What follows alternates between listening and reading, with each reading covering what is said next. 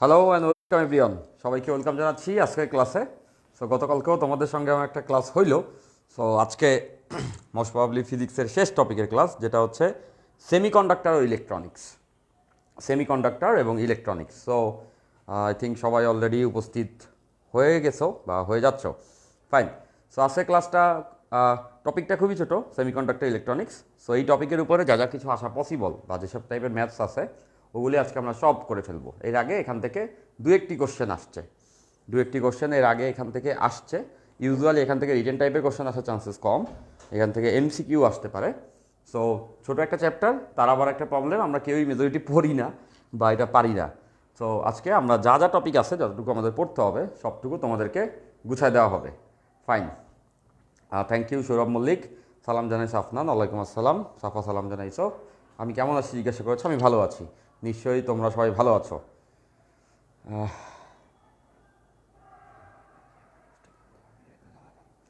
আচ্ছা, কিরণ বলছো, একটা কোশ্চেন করছো যে শেষ মুহূর্তটা ফ্রিতে দেওয়া হবে কিনা। আমি যতটুকু জানি যে শেষ মুহূর্তটা তোমরা যারা এই কোর্সটাতে আসো তাদেরকে ফ্রিতে দেওয়া হবে, আমি যতটুকু জানি। ওকে, ফাইন। আচ্ছা, ওকে ওকে, তোমরা সবাই অলরেডি চলে আসছো, গুড, ভেরি গুড। আচ্ছা, সো আজকের ক্লাসে আমরা কি পড়বো তোমরা অলরেডি জেনেছো যে আজকে আমরা সেমিকন্ডাক্টর ও ইলেকট্রনিক্স পড়বো। এই চ্যাপ্টারটা খুবই ছোট একটা চ্যাপ্টার। সো এখান থেকে কিছু টপিক আসে, সো ওই জিনিসগুলো হচ্ছে কি ডেফিনেটলি আমি তোমাদেরকে আজকে পড়াই দিব। ওয়েলকাম অল, সবাই যুক্ত হয়ে যাওয়া ক্লাসে। আমরা ক্লাসটা খুব ধীরে সুস্থে ঠান্ডা মাথায় আস্তে আস্তে করে ফেলবো। যারা যারা সালাম জানাচ্ছ সবাইকে ওয়ালাইকুম আসসালাম। নূরনবী বলছো আজকে লাস্ট ক্লাস মনে হয়, হ্যাঁ ফিজিক্সের তো লাস্ট চ্যাপ্টারে আমরা চলে আসছি। সো একদম ছোটো একটা চ্যাপ্টার, সুন্দর একটা চ্যাপ্টার, আমরা সুন্দর মতো পড়ে ফেলতে পারবো এই বৃষ্টি বিঘ্নিত দিনে, তাই না? আজকে বৃষ্টি হয়েছে, আই থিঙ্ক বাংলাদেশের সব জায়গায় বৃষ্টি হয়েছে। সো তারপরেও আজকে ক্লাস আছে, তো ক্লাসটা হবে। ফাইন। ওয়ালাইকুম আসসালাম, তোমরা আবার যুক্ত হয়ে গেছো। ওকে, পাথর বলছো ভাই আপনি আজকে কিছু পরামর্শ দেন। ও শিওর শিওর শিওর, আজকে ছোটো ক্লাস আছে, প্রবলেম নাই, সবাই পুরো ক্লাসটা দূরে থাকো। আমি লাস্টে আমার যে এক্সপিরিয়েন্স আছে বা যে জিনিসগুলো তোমাদেরকে হেল্প করবে সেগুলো নিয়ে তোমাদের আলোচনা করে দিব। এবং পাশাপাশি তোমাদেরও অনেক ধরনের কোশ্চেন থাকে, সমস্যা এখনও তো থেকে যাবে, তাই না? সমস্যার কোনো শেষ নেই দুনিয়াতে, সমস্যার কোনো শেষ নেই, কোনো কিছুই শেষ বলে শেষ নেই। তো সেগুলো তোমাদের থেকে জানবো, ওইগুলোতে কী করা উচিত বা আমি স্টুডেন্ট থাকলে তোমাদের জায়গায় কী কাজ করতাম ওই সব ব্যাপারে, সেগুলো দিয়ে আজকে ইনশাল্লাহ আমরা ক্লাসের লাস্টে 15-20 মিনিট এটা নিয়ে আলোচনা করব, তোমাদের কোশ্চেনেরও সলিউশন দেওয়ার চেষ্টা করব। আচ্ছা, ওয়ালাইকুম আসসালাম, আমি কেমন আছি যা জিজ্ঞাসা করেছো, আমি আলহামদুলিল্লাহ ভালো আছি। আচ্ছা, ফাইন। চলে আসছি আমি, আজকে টাইমলি ক্লাস শুরু হয়েছে। সো তোমরাও আস্তে আস্তে করে যুক্ত হচ্ছ। আচ্ছা, খান খান বলছো কিভাবে এনার্জি সেম রাখা যায়। আচ্ছা, ভালো কোশ্চেন, এসব কোশ্চেন মাথায় রাখতেছি, লাস্টে যাই এগুলো আলোচনা করব। যে জামান রহমান বলছো ভাইয়া ইউ আর দ্য বেস্ট, ভাই এই চ্যাপ্টার জাস্ট পড়া হয়নি। আচ্ছা ঠিক আছে, আজকে আমরা পড়ে ফেলবো, থ্যাংক ইউ। ফাইন। মাফি বলছো শেষ ক্লাস আপনাকে পেয়ে ভালো লাগলো, আচ্ছা thank you, pleasure, fine, thank you Zaman. আচ্ছা, ইভা বলছো ক্লাস শেষ, শেষ না, চলতে থাকলে ভালো হতো। হ্যাঁ, আমরাও বুঝতে পারি, একটা একটা বন্ডেজ হয়ে যায়, তাই না? যে ক্লাস চলতে চলতে একটা সময় তোমরা আমাদের বেশ আপন হয়ে যাও, আর আমরাও আসলে তোমাদেরকে মিস করতে শুরু করি। সো এইভাবেই জীবন চলে, এভাবেই চলতে থাকে, একটা সময় তো শেষ করতেই হয়। বাট আমাদের এই প্রিপারেশন নেওয়া শেষ, বাট আমাদের পড়ালেখা তো শেষ না, তাই না? ডিউর পরীক্ষার এখন অনেক বাকি, এরপরে শেষ মুহূর্তের যে কোর্সটা আছে এটা তোমাদেরকে তো ফ্রিতে দেওয়া হচ্ছে। সো সেখানেও আমরা ক্লাস নিচ্ছি, তো তোমাদের সঙ্গে দেখা আসলে চলতেই থাকবে, তাই না? একদম ডিউ পরীক্ষার আগে অবধি ইনশাল্লাহ। জান্নাত বলছো ভাই এই অধ্যায়টা বাদ পড়ছিল, হ্যাঁ এই অধ্যায়টা সবার বাদ পড়ছিল। আমি যদি আমার কথা বলি, আমার অ্যাডমিশনের সময়ও এই চ্যাপ্টার আমি খুইলা ঠিক মতো দেখি নাই, কিছুই তেমন বুঝতাম না, টুকটাক দুই একটা কি যেন পারতাম না পারতাম এরকম অবস্থা। সো ওই প্রিপারেশন নিয়েই ঢাকা ইউনিভার্সিটির পরীক্ষা বা বুয়েটের পরীক্ষা বা যে কোনো পরীক্ষা আমি দিয়েছিলাম। সো এটাতে কোনো সমস্যা হয় নাই। বাট তোমরা যেহেতু আমাদের স্টুডেন্ট, তোমরা একদম না পড়ে যাওয়া এটা তো হইতে পারে না। তো আগে কিছু যদি এই চ্যাপ্টারে না পড়ে থাকো কোনো সমস্যা নেই, যে কটা সূত্র জানতে হবে সুন্দর মতো আমি বুঝাই দিব কোনটারে কী বলে, আর যতটুকু বোঝার জায়গা আছে অতটুকু আমি সুন্দর মতো তোমাদের আজকে বুঝাই দিতে পারবো ইনশাল্লাহ। ইনশাল্লাহ আজকের এই চ্যাপ্টারটা তোমরা হয়তো বা এর আগে কখনোই পড়ো নাই, এরকমই হইতে পারে, বাট এর পরেও কখনোই পড়া লাগবে না, আজকে জাস্ট এই ক্লাসটাই করো, এই ক্লাসে যতটুকু জানা লাগবে তার থেকে বেশি আমরা সুন্দর মতো গুছাই জেনে ফেলবো, এবং ফুললি কনফিডেন্সের সঙ্গে তুমি তখন পরীক্ষা দিতে পারবা যে এই চ্যাপ্টার আমি পারি। ওকে, আচ্ছা, চোখের পলকে শেষ হয়ে গেল ভাই, নূরনবী বলছো, হ্যাঁ এরকমই জীবন, তাই না? তো এটা তোমরা প্রাউড ফিল করো যে তোমার প্রিপারেশন এই সবগুলো ক্লাস যদি তোমরা সবাই করে ফেলো, তার মানে হচ্ছে যে তোমাদের বেসিক প্রিপারেশনগুলো হয়ে গেছে। এটা যে শেষের দিকে চলে আসছো তোমরা, এটা একটা আনন্দের না? এরপরেও তো প্র্যাকটিস করার জায়গা আছে। ফাইন, ওকে। আচ্ছা, সো আমাদের অডিয়েন্স আস্তে আস্তে করে যুক্ত হইতে শুরু করছে। দুই বলছে যে এটা খুবই ইজি। গুড, হ্যাঁ আসলে ইজি। হ্যাঁ, যেতে নাহি দিব হয় তবু যেতে দিতে হয়, তবু চলে যায়, এভাবেই জীবন চলে যায়, তাই না? আজকে ফিজিক্সের শেষ ক্লাস। ওকে, ওয়ালাইকুম আসসালাম, তোমরা সবাই যুক্ত হয়ে গেছো। You guys are good guys. আমার বেশ ভালো লাগছে যে তোমাদের ভার্সিটি প্রোগ্রামের কোর্স নেওয়ার সময় তোমাদের সঙ্গে আমার বেশ কিছু চ্যাপ্টার নেওয়া হয়েছে, তাই না? বেশ কিছু চ্যাপ্টার তোমাদের ক্লাস নেওয়া হয়েছে এবং ওভারঅল তোমাদেরকে আমার বেশ ভালো লেগেছে। তোমরা গুড গাইজ, তোমরা ক্লাস করেছো মনোযোগ দিয়ে, ক্লাসে রেসপন্স করেছো। কেউ কেউ উল্টাপাল্টা কমেন্ট করছো, আচ্ছা তাদেরকেও অবশ্যই মাফ করে দেওয়া যাইতে পারে। সবাই তোমরা ছোটো, তোমরা ভুল করতেই পারো। আচ্ছা, ওকে। সঞ্জীব বলছো ফিজিক্স ক্লাস মিস করবো অনেক। I will miss you guys too. আচ্ছা আচ্ছা, রেহান খান বলছো ভাই ফিজিক্সের কোন চ্যাপ্টার থেকে বেশি প্রশ্ন আসে একটু বলবেন? এখন অনেকগুলো চ্যাপ্টার থেকেই বেশি কোশ্চেন আসে। তার মধ্যে যদি আমি ইম্পর্টেন্টলি বলি, তাহলে ফার্স্ট পেপারের সব থেকে বেশি কোশ্চেন আসে ইউজুয়ালি, সেটা হচ্ছে গিয়ে নিউটনিয়ান মেকানিক্স, নিউটনীয় বলবিদ্যা। ফার্স্ট পেপার এই চ্যাপ্টার থেকে বেশি কোশ্চেন আসে। আর সেকেন্ড পেপারে যদি আমি বলি কোন চ্যাপ্টার থেকে বেশি কোশ্চেন আসে, তাহলে সেই ক্ষেত্রে তাপগতিবিদ্যা এবং চলতরিৎ, তাপগতিবিদ্যা এবং চলতরিৎ, এই দুইটা থেকে সেকেন্ড পেপারে বেশি কোশ্চেন আসে। আর ওভারঅল প্রথম দিকের চ্যাপ্টারগুলো থেকে বেশি কোশ্চেন আসে। যেমন তোমরা ফিজিক্সে প্রিপারেশন নিবা, তখন মনে রাখবা ফার্স্ট পেপারে ভেক্টর, নিউটনিয়ান মেকানিক্স এবং হচ্ছে কাজ ক্ষমতা শক্তি, এই তিনটাকে খুব ভালো করে পড়বা। কারণ এখান থেকেই তোমাদের 60 থেকে 70% কোশ্চেন ফার্স্ট পেপারে যেগুলো আসবে সেগুলি আসবে। আর সেকেন্ড পেপারে তাপগতিবিদ্যা, চলতরিৎ, স্থিরতরিৎ, এই তিনটা চ্যাপ্টার। মানে এই 6টা চ্যাপ্টার কিন্তু তোমাকে আগে প্রিপারেশন নিতে হবে। এইটা প্রিপারেশন নেওয়ার পরে বাকিগুলো জাস্ট দেখে গেলে ইনশাল্লাহ হবে। রোকন বলছো ভাই শেষ মুহূর্তের প্রস্তুতি কি আপনি থাকবেন? হ্যাঁ, আমি থাকবো ইনশাল্লাহ। ফাইন। অপরিচিতা বলছো লাস্ট ক্লাসে ফিজিক্সে সব ভাইরা থাকতে ভালো হতো। হ্যাঁ আসলেই সেটা খুব সুন্দর হইতো, ভালো হইতো। তো সবাই তো আসলে একটু ব্যস্ততার ভিতরেই আছে, এই জন্য হয়তো বা নাই। তো আমি তো আছি চিল। আচ্ছা ফাইন। স্বপ্ন বলছো আমরা বাচ্চা আপনার মোটিভেশনাল মিস করবো। আচ্ছা ঠিক আছে, ফাইন। মিস করার কিছু নেই, এটাকে জীবনে কাজে লাগাইতে হবে, তাই না? আমি যখন স্টুডেন্ট ছিলাম আমার মনে আছে কখনো কখনো পড়ালেখা করতে করতে খুব টায়ার্ড হয়ে যাইতাম। তখন না পড়ালেখা খুব বিরক্ত লাগা শুরু হইতো বা মানে শরীর চলতো না। তখন কিছু কিছু ভাইদের ক্লাস আমি করছি, যাদের ক্লাস করাতে আমি কতদূর শিখছি আমি জানি না, তবে তাদের ক্লাস করার পরে আমি এক্সট্রা চার্জড আপ হয়েছি, যেটা আমাকে পরবর্তীতে পড়ালেখাটাকে আবার একই ফোর্সে করার জন্য হেল্প করেছে। সো এই জন্য আমরাও চেষ্টা করেছি, যতটা পারছি করছি। তোমাদের যদি উপকার হয় তাহলে ভালো। আচ্ছা ফাইন। বদিউজ্জামান বলছেন নিউটনীয় বলবিদ্যা, পর্যাবৃত্ত গতি, ভৌতোলকবিদ্যা, সেমিকন্ডাক্টর নিয়ে আছি। Good, very good, fine. আচ্ছা তাহলে অলরেডি আমাদের অডিয়েন্স যুক্ত হইতে শুরু করছে। ওয়ালাইকুম আসসালাম, জয়। ফাইন, তাহলে চলো আমরা ধীরে ধীরে ক্লাসটা শুরু করি। ওকে, আচ্ছা। সো এই চ্যাপ্টার ছোটো, আমি বারবার বলে নিচ্ছি, তারপরেও এখানে কিছু জিনিসপত্র আছে যে জিনিসগুলো আমরা জানবো। তাহলে প্রথমেই এই চ্যাপ্টারের শুরুতেই আমাদের যে জিনিসটা জানতে হবে সেটা হচ্ছে গিয়ে পি টাইপ পদার্থ, এন টাইপ পদার্থ এবং ডায়োড। ওকে, মানে হচ্ছে সেমিকন্ডাক্টর। প্রথমেই আমরা যে জিনিসগুলো জানবো সেটা হচ্ছে সেমিকন্ডাক্টর। সেমিকন্ডাক্টর মানে অর্ধপরিবাহী। সো অর্ধপরিবাহীর কিছু ধর্ম আছে, তো সেই জিনিসগুলো আমরা একটু জেনে নিব। Okay fine. তারপরে আমরা এইটা দিয়ে আস্তে আস্তে করে ডায়োড, ট্রানজিস্টর কোনটাতে কী সূত্র হয় সেগুলো সব গুছাই দিচ্ছি। ফাইন। তো সেমিকন্ডাক্টর হচ্ছে অর্ধপরিবাহী, মানে এর পরিবাহিতা পরিবাহীর মতো না, আবার এটা অপরিবাহীও না, হালকা আচরণ দেখায় পরিবাহিতার। ওকে আচ্ছা। তো এরকম অনেক রকম সেমিকন্ডাক্টর থাকে, অনেক রকম পদার্থ আছে যাদেরকে আমরা সেমিকন্ডাক্টর বলি। তার ভিতরে যেমন উল্লেখযোগ্য সিলিকন, জার্মেনিয়াম, এইগুলো হচ্ছে গিয়ে সেমিকন্ডাক্টর। ওকে, এইগুলো ইউজুয়ালি উদাহরণ হিসেবে ধরলে এইগুলো অর্ধপরিবাহী। এরা পূর্ণ পরিবাহিতা দেখায় না, আবার অপরিবাহীও না। এখন অর্ধপরিবাহী কেন, এরা অর্ধপরিবাহী কেন সেটাও আমাদের জানা উচিত। সো পরিবাহিতা দেখাতে হলে, এটা আমরা সবাই জানি, পরিবাহিতা দেখাতে হলে সব ধরনের পদার্থের ভিতরে কিছু ইলেকট্রনের মোশন হয়। আমরা যখন দেখি তারের ভিতরে কারেন্ট চলতেছে, তখন আমরা এটা সবাই জানি যে তারের ভিতরে বেসিক্যালি ইলেকট্রন নড়াচড়া করছে। কারেন্ট ইকুয়ালস টু কি, কিউ বাই টি। 1 সেকেন্ডে যতটুকু চার্জ নড়ে, আর এই চার্জটাই হচ্ছে ইলেকট্রন। মানে আমরা বুঝতে পারছি যে যেটা পরিবাহিতা দেখাবে তাদের ভিতরে ডেফিনেটলি এরকম ইলেকট্রন থাকতে হবে যে ইলেকট্রনগুলো নড়াচড়া করতে পারে, মুভ করতে পারে, তাইলেই আমরা কারেন্ট পাবো। তাইলে অর্ধপরিবাহীর ব্যাপারটা কি হওয়া উচিত এটাও তোমরা সবাই বুঝতে পারছো। অর্ধপরিবাহীর ব্যাপারটা, নামই তো অর্ধেক পরিবাহী, মানে এর ভিতরে ইলেকট্রন আছে মুভেবল, বাট সহজে মুভ করে না। তোমরা কেমিস্ট্রিতে এরকম একটা জিনিস পড়ছিলা যে আউটার যে কোনো একটা সেলে অষ্টক তত্ত্ব পড়ছিলা, তাই না? যে কোনো একটা সেলে লাস্টের যে কোনো, আমি যদি একটা স্ট্রাকচার নেই, যে কোনো একটা স্ট্রাকচার যদি আমরা নেই, সেক্ষেত্রে তোমরা জানো যে স্ট্রাকচারের ভিতরে থাকে প্রোটন এবং নিউট্রন, এবং এর চারপাশে অনেক সেল থাকে, অনেকগুলো সেল থাকে, তাই না?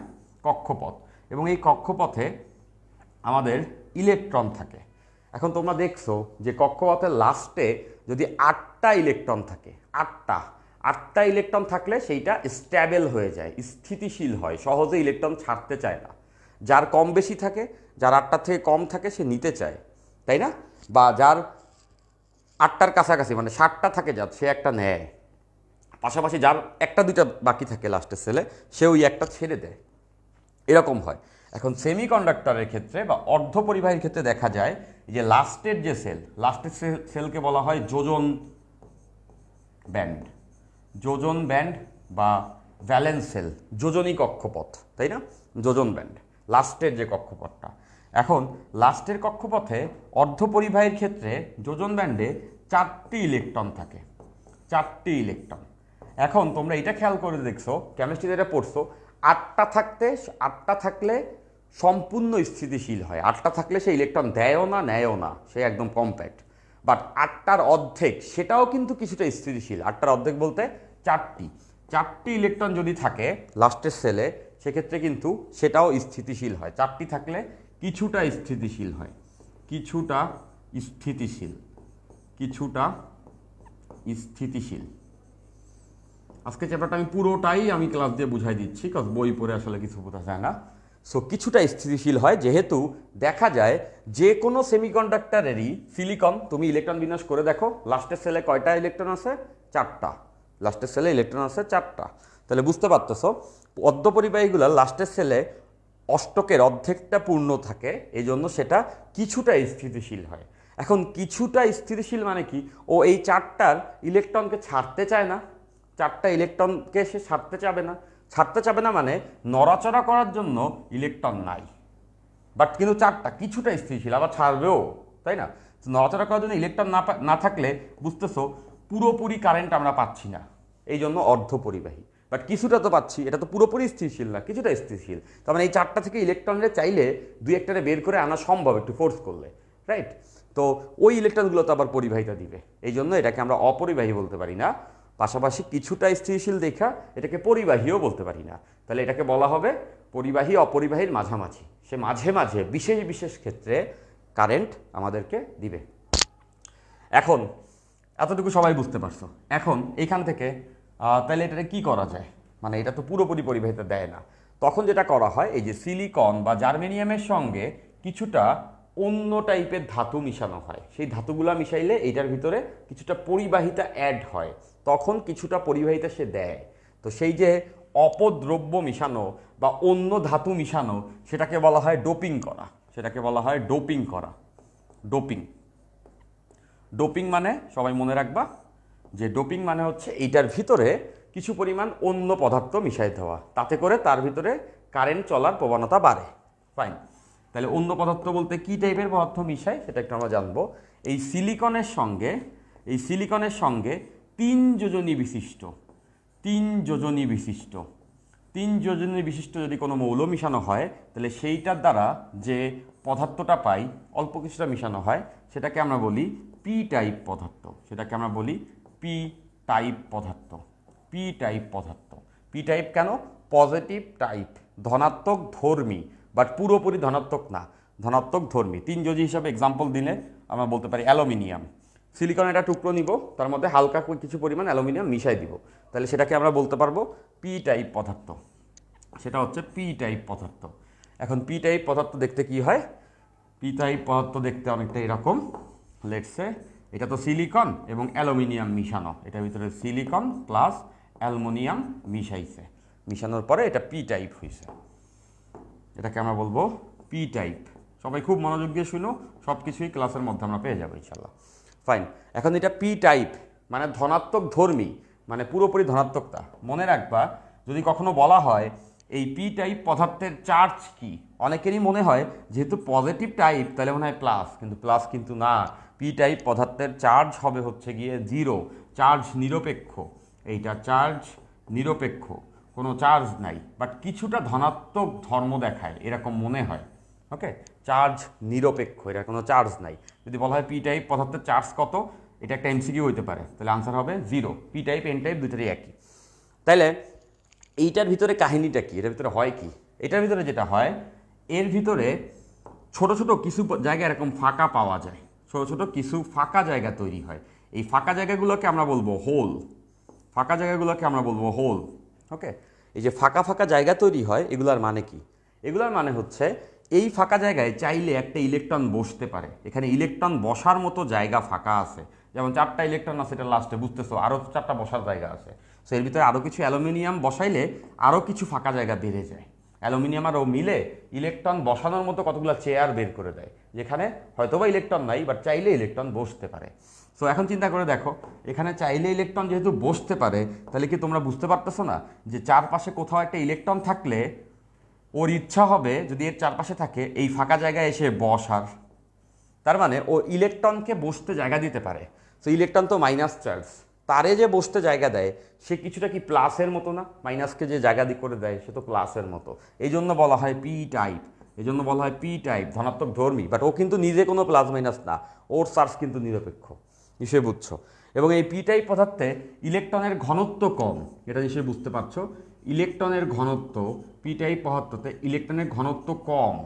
এটা ঘনত্ব কম দেখি তো ফাঁকা চেয়ার পড়ে আছে, একটা অনুষ্ঠান হইতেছে অনেকগুলো চেয়ার, বাট মানুষজন নাই, মানে কি মানুষজনের ঘনত্ব কম।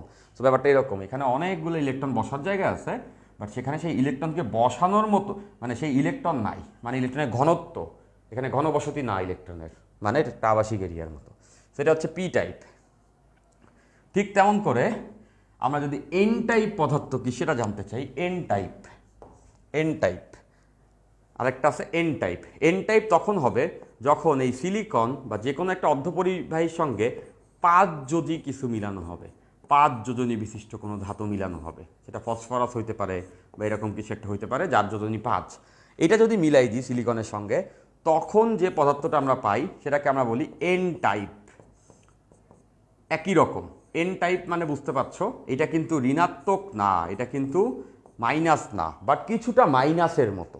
জাস্ট এইটার ক্ষেত্রে যা যা কিছু প্রযোজ্য ওর জন্যও তাই প্রযোজ্য, খালি উল্টো।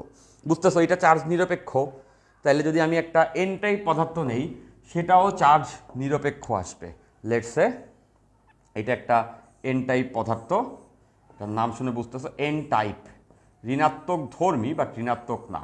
এইটা চার্জ কী হবে? নিরপেক্ষ, এরও কোনো চার্জ নাই, এরও কোনো চার্জ নাই। বাট এটার ক্ষেত্রে যেটা হয় সেটা হচ্ছে কিছু এক্সট্রা ইলেকট্রন পাওয়া যায়, এখানে কিছু এক্সট্রা ইলেকট্রন ছড়ায় ছিটায় এর ভিতরে পাওয়া যায়। এখন এই ইলেকট্রনের চার্জ কি? মাইনাস। তাহলে বুঝতেছো কিছু এক্সট্রা ইলেকট্রনের মতো দেখা যাচ্ছে দেখে এটাকে বলা হয় ইলেকট্রন ঋণাত্মক চার্জ, ঋণাত্মক ধর্মী বা ঋণাত্মক নিজে না। এখন বলো এখানে ইলেকট্রন কি বেশি আছে? মানে এখানে ঘনত্ব বেশি, মানে অনেকগুলো ইলেকট্রন দাঁড়ায় আছে যাকে বসানোর মতো কোনো চেয়ার নাই। তাহলে এটাকে আমরা বলতে পারবো ইলেকট্রনের ঘনত্ব, ইলেকট্রনের ঘনত্ব কিন্তু এই এন টাইপের ক্ষেত্রে অনেক বেশি, মানে ইলেকট্রন ঘন বসতিতে আছে। এখানে অনেক ইলেকট্রন আছে যারা এর ভিতরে আছে ঠিকই, বাট এর ভিতরে সেখানে বসার বা কক্ষপথে কোনো জায়গা নাই যে জায়গায় ওরে আমরা বসতে দিতে পারি। তাহলে এইভাবে করে যে ঘটনাটা ঘটে সেটাকে বলা হয় ডোপিং করা, এই ঘটনাটাকে বলা হয় ডোপিং করা। এতটুকু সবাই বুঝতে পারছো? এতটুকু সবাই নিশ্চয়ই বুঝতে পারছি, রাইট? তাহলে আমরা এতটুকু জানলে চলবে আপাতত যে সেমিকন্ডাক্টর টাইপের যেসব জিনিস আছে তারা কিছুটা স্টেবল হয়, কারেন্ট সহজে দেয় না। তো তাদেরকে কারেন্ট দেওয়ার জন্য যেটা করা হয় ডোপিং করা হয়, মানে 3 যোজি মৌল মিশায় অথবা 5 যোজি মৌল মিশায়। মিশানোর পরে পি টাইপ একটা পদার্থ পায়, এন টাইপ একটা পদার্থ পায়, মানে রেডি করে নেয় এদের দ্বারা যন্ত্র তৈরি করার জন্য। আমরা যে বাসাবাড়িতে অনেক ইলেকট্রনিক্স ডিভাইস ইউজ করি, ও আচ্ছা একটা ইম্পর্টেন্ট কথা এটা একটু বলি। তোমরা 2টা শব্দ শিখে থাকছো, একটা হচ্ছে ইলেকট্রনিক্স আর একটা হচ্ছে ইলেকট্রিক্যাল। তোমরা ট্রিপলি সাবজেক্টটার নামও শুনে থাকছো তাই না? ট্রিপলি, ঢাকা ভার্সিটিতে ট্রিপলি সাবজেক্টটা আছে। সো ট্রিপলির ফুল ফর্মটা কি? Electronics and electrical engineering. Electronics and electrical engineering. এখন নিশ্চয়ই বুঝতে পারছো ইলেকট্রনিক্স আর ইলেকট্রিক্যালের মাঝে পার্থক্য আছে, নাহলে দুইবার কেন দিবে, তাই না? একই শব্দ কিন্তু না। ইলেকট্রনিক্স আর ইলেকট্রিক্যাল এই দুটার মাঝে অনেক বড় পার্থক্য আছে। পার্থক্যটা জেনে নাও। ইলেকট্রনিক্স যেটা আমরা আজকে পড়তেছি, ইলেকট্রনিক্স ডিভাইস কোনগুলো?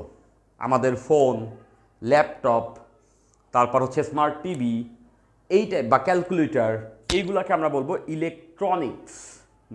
আর বড় বড় যে ডিভাইসগুলো আছে যেমন ফ্যান, ফ্রিজ, মোটর, লাইট, এগুলো হচ্ছে ইলেকট্রিক্যাল। নিশ্চয়ই বুঝতে পারছো। ইলেকট্রিক্যাল হচ্ছে ওই টাইপের যন্ত্র যার নিজের কোনো বুদ্ধিমত্তা নাই, সে নিজের থেকে কিছু করে না বা কোনো ডিসিশন নিতে হেল্প করে না। যেমন ফ্যান চালাইলে চলে, না বন্ধ করে দিলে বন্ধ, বাতি জ্বালাইলে জ্বলে, বন্ধ করলে বন্ধ, ফ্রিজ চালাইলে ঠান্ডা করে দেয়, বন্ধ করে দিলে বন্ধ। ও নিজের থেকে তো কিছু করে না। এই টাইপের জিনিসকে বলা হয় ইলেকট্রিক্যাল। আর ইলেকট্রনিক্স কারা? যারা নিজেও অনেক কিছু করতে পারে। যেমন তোমার ফোন, তোমার অ্যালার্ম দিয়ে দেয় সময় মতো, ওরে অন অফ তোমার করার দরকার হয় না অ্যালার্ম কখন দিতে হবে, বা নিজের থেকে প্রোগ্রাম ইউজ করে অনেক কাজ করতে পারে। তোমার স্মার্ট টিভি বা ক্যালকুলেটর নিজেই ক্যালকুলেশন করতে পারে। এই যে যাদের গুণ আছে তাদেরকে বলা হয় ইলেকট্রনিক্স। এখন ইলেকট্রনিক্স যে ডিভাইসগুলো এগুলো যে বানায়, এটা ভাঙলে দেখবা ভিতরে একটা চিপ আছে, ওই যে জিনিসটা, ওই জিনিসটার ভিতরেই এই টাইপের সেমিকন্ডাক্টর ইউজ করে ডায়োড বা পি টাইপ এন টাইপ পদার্থগুলো ইউজ করা হয়। নিশ্চয়ই সবাই বুঝতে পারছো এদের মাঝে বেসিক ডিফারেন্সটা কি। ফাইন, আচ্ছা এতটুকু আমরা বুঝলাম। এরপর দেখো, এরপর আমাদের এই চ্যাপ্টারের যেটা মেইন জিনিস সব থেকে সেটা আসে, সেটা হচ্ছে গিয়া ডায়োড। সেটা হলো ডায়োড। ডায়োড ডায়োডই হচ্ছে ইলেকট্রনিক্সের বেসিক উপাদান। এটা দিয়েই সব যন্ত্রপাতি বানায়। ওকে, ফাইন। এখন ডায়োড কিভাবে বানায়? ডায়োডের স্ট্রাকচার খুবই সোজা। একটা পি টাইপ পদার্থের সঙ্গে, এটা একটা পি টাইপ পদার্থ আর এটা একটা এন টাইপ পদার্থ। এটা একটা পি টাইপ পদার্থ, এটা একটা এন টাইপ পদার্থ, এদেরকে জোড়া দেওয়া হয়। জোড়া দিলেই ডায়োড। তো জোড়া দিলে এই পাশে একটা প্রান্ত, এই পাশে একটা প্রান্ত, এটাকে ডায়োড বলা হয়। এখন ডায়োড যখন তৈরি হয় তখন তোমরা একটু আগে দেখছো পি এর ভিতরে ইলেকট্রন কম আছে। কম আছে মানে ফাঁকা ফাঁকা জায়গা আছে, ঘনত্ব কম। আবার এনের ভিতর ইলেকট্রনের ঘনত্ব বেশি, মানে অনেক ইলেকট্রন আছে যারা বসার জায়গা পাচ্ছে না। এখন এদেরকে যদি জোড়ায় দিই তাহলে কি হবে? যারা এখানে বসার মতো চেয়ার পায় নাই, তারা কি ওর পাশে যে পি এর মধ্যে ফাঁকা চেয়ার আছে ওখানে গিয়ে বসে পড়বে? তাহলে সেই জিনিসটাই এখানটাতে ঘটবে, যে যখন এদেরকে জোড়া দেওয়া হয় তখন দেখা যায় যে এইখানে অনেকগুলো হোল আছে আর এইখানে অনেকগুলো ইলেকট্রন আছে।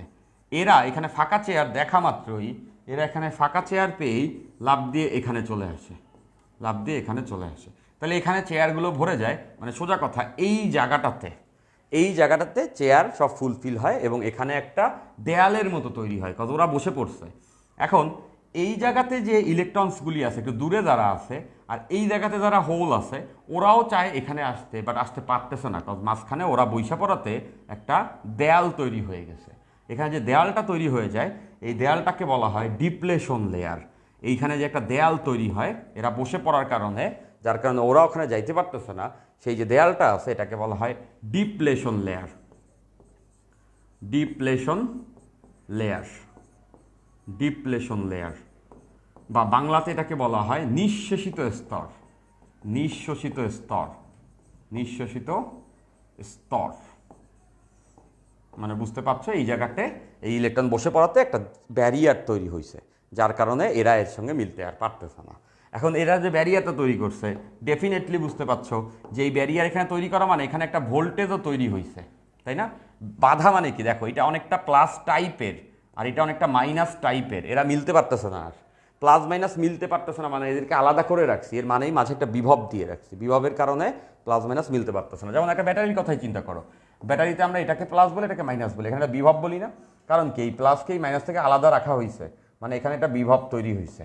ওরা মিলতে চায় বাট মিলতে দেই নেই, মানে একটা শক্তি বিভব শক্তির মধ্যে জমছে। ফাইন, তাহলে এটা বুঝতে পারতেছে এখানে একটা বিভব তৈরি হয় যেটাকে বলা হয় টার্ন অন ভোল্টেজ। এটাকে বলা হয় টার্ন অন ভোল্টেজ বা থ্রেশহোল্ড ভোল্টেজ, ভিটি। তাহলে এই ডায়োডের এখানে একটা বিভব তৈরি হয় যেটাকে আমরা বলছি ভিটি। এবং এটার নামটা মনে রাখবো, এটা হচ্ছে turn on voltage. Turn on মানে এটাকে অন করতে হলে অতটুকুর বেশি ভোল্টেজ দিতে হয়, টার্ন অন ভোল্টেজ, বা এটা বাংলা কি জানি না, নিঃশেষিত বিভব, নিঃশেষিত বিভব বা টার্ন অন ভোল্টেজ। এখন বুঝতেছো এখানে একটা বিভব তৈরি হয়ে আছে। এখন এখান থেকে যদি কারেন্ট যাইতে হয় তাহলে এর থেকে বেশি বিভব যদি এর উপরে দেই এই ভিটিএস থেকে, তখনই এই যন্ত্রটা অন হয়, তখনই কারেন্ট যায়। এর থেকে কম দিলে কারেন্ট আর যাইতে পারে না। তার মানে বুঝতেছে এই টার্ন অন ভোল্টেজের থেকে বেশি ভোল্টেজ যদি আমি এই এবিতে দেই তাইলেই তখন এই ভিতর দিয়ে কারেন্ট যাবে, মানে ইলেকট্রন লাফ দিয়ে দিকে আসবে, তখনই কারেন্ট এখান থেকে যেতে পারবে। আর যদি এর থেকে কম দেই এই দুই প্রান্তে তাইলে এই যন্ত্র অনই হবে না, কারেন্ট যাইতে দিবে না, কারেন্টে সে আটকায় রাখবে, সেক্ষেত্রে কারেন্টকে সে আটকায় রাখবে। বুঝছো নিশ্চয়ই? আচ্ছা ফাইন, ওকে ফাইন, এতটুকু সবারই বুঝে ফেলা উচিত, এতটুকু সবারই বুঝে ফেলা উচিত। Okay fine. তাহলে এই ডায়োডকে আমরা সার্কিটে কিভাবে করে লিখবো? ডায়োডকে সার্কিটে এভাবে করে লিখবো। সার্কিটে যখন আঁকবো এরকম বাক্স আঁকবো না, তখন এরকম করে আঁকা হবে। ফাইন, এভাবে করে আঁকা হবে, একটা ত্রিভুজ, সামনে একটা টান দেওয়া। এইটার যেখানটাতে এরকম টান দেওয়া সেটা হচ্ছে এন, আর যেই প্রান্ত এরকম মোটা সেই প্রান্ত হচ্ছে পি। এভাবে করে লেখা হয়। এবং আমরা এটাও দেখতে পারলাম কিছুক্ষণ আগে, এই যে কোনো ডায়োডের একটা টার্ন অন ভোল্টেজ থাকে ভিটি। এই ভোল্টেজটা সিলিকন ডায়োডের ক্ষেত্রে সবসময়ই আসে 0.7 ভোল্ট। এগুলো নিয়ে আমরা হাতে কাজ করছি, যখন বইটা পড়ালেখা করেছি তখন আমাদের প্র্যাকটিক্যালের সময় এরকম ডায়োড টায়োড অনেকগুলো দিয়ে দিত, এরপরে সার্কিট বানায় দেখাইতে হইতো যে একমুখী রেক্টিফিকেশন হয়েছে, কোনো যন্ত্রে ভালো আউটপুট দিচ্ছে। সো এগুলো আসলে কাজ করে। এবং সিলিকন ডায়োডের ক্ষেত্রে সেই turn on voltage 0.7, germanium diode হলে টার্ন অন ভোল্টেজ 0.4 হয়। আচ্ছা, তো যাই হোক এটা দেওয়া থাকে। এখন তোমরা সবাই এটা বুঝতে পারছো যে এই ডায়োডে এই প্রান্তটাকে আমি বলি এ প্রান্ত, আর এই প্রান্তটাকে আমরা বলছি বি প্রান্ত। এখন এই দুই প্রান্তে যদি এর থেকে বেশি ভোল্টেজ দিয়ে দিই তাইলে কারেন্ট যাইতে পারবে। লেটসে আমরা একটা কাজ করলাম, সেটা হচ্ছে এই দুইটা প্রান্তে আমি একটা ভোল্টেজ অ্যাপ্লাই করলাম, এই দুইটা প্রান্তে একটা বিভব দিলাম, এবং সেই বিভবটার মান লেটসে 1 ভোল্ট। এখন 1 ভোল্ট কি 0.7 থেকে বড় না? বুঝতেই পারছো, ভি এখানে ভিটি এর থেকে বড়।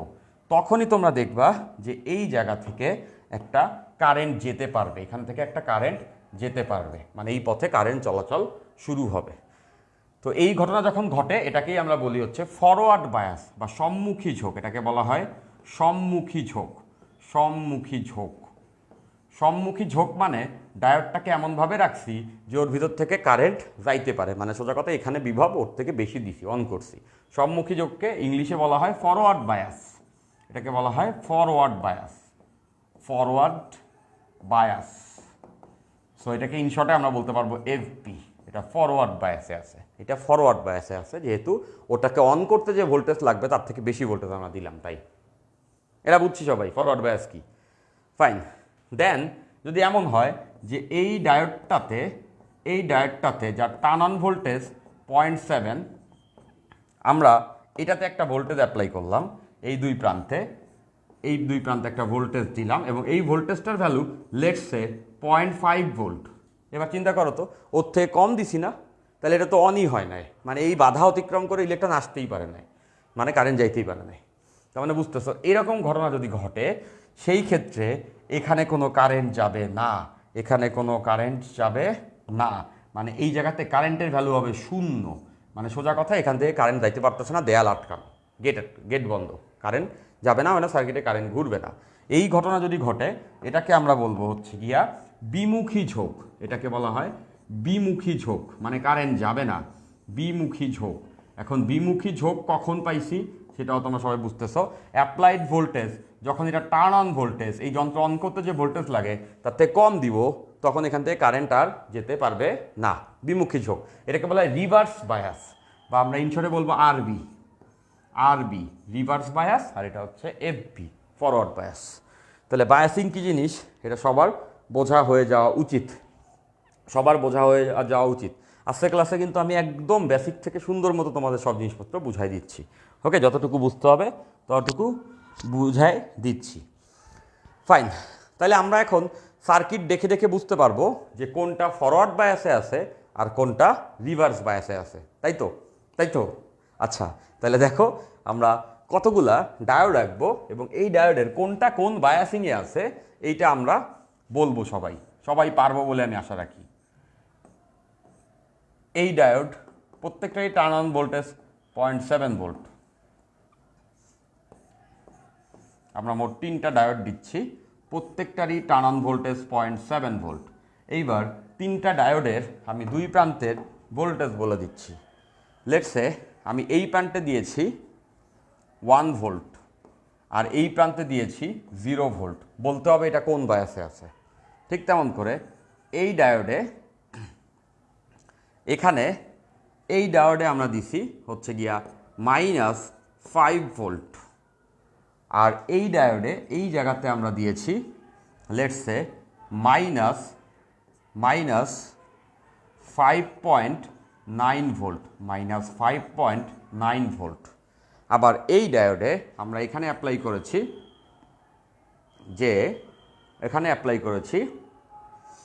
লেটসে 0 ভোল্ট আর এখানে অ্যাপ্লাই করছি লেটসে -0.5 ভোল্ট। এখন এই 3টা ডায়োডে কোনটা ফরওয়ার্ড বায়াসে আছে, মানে কোনটা দিয়ে কারেন্ট যাবে, আর কোনটা রিভার্স বায়াসে আছে, কোনটা দিয়ে কারেন্ট যাবে না, সেটা আমাদেরকে বের করতে হবে।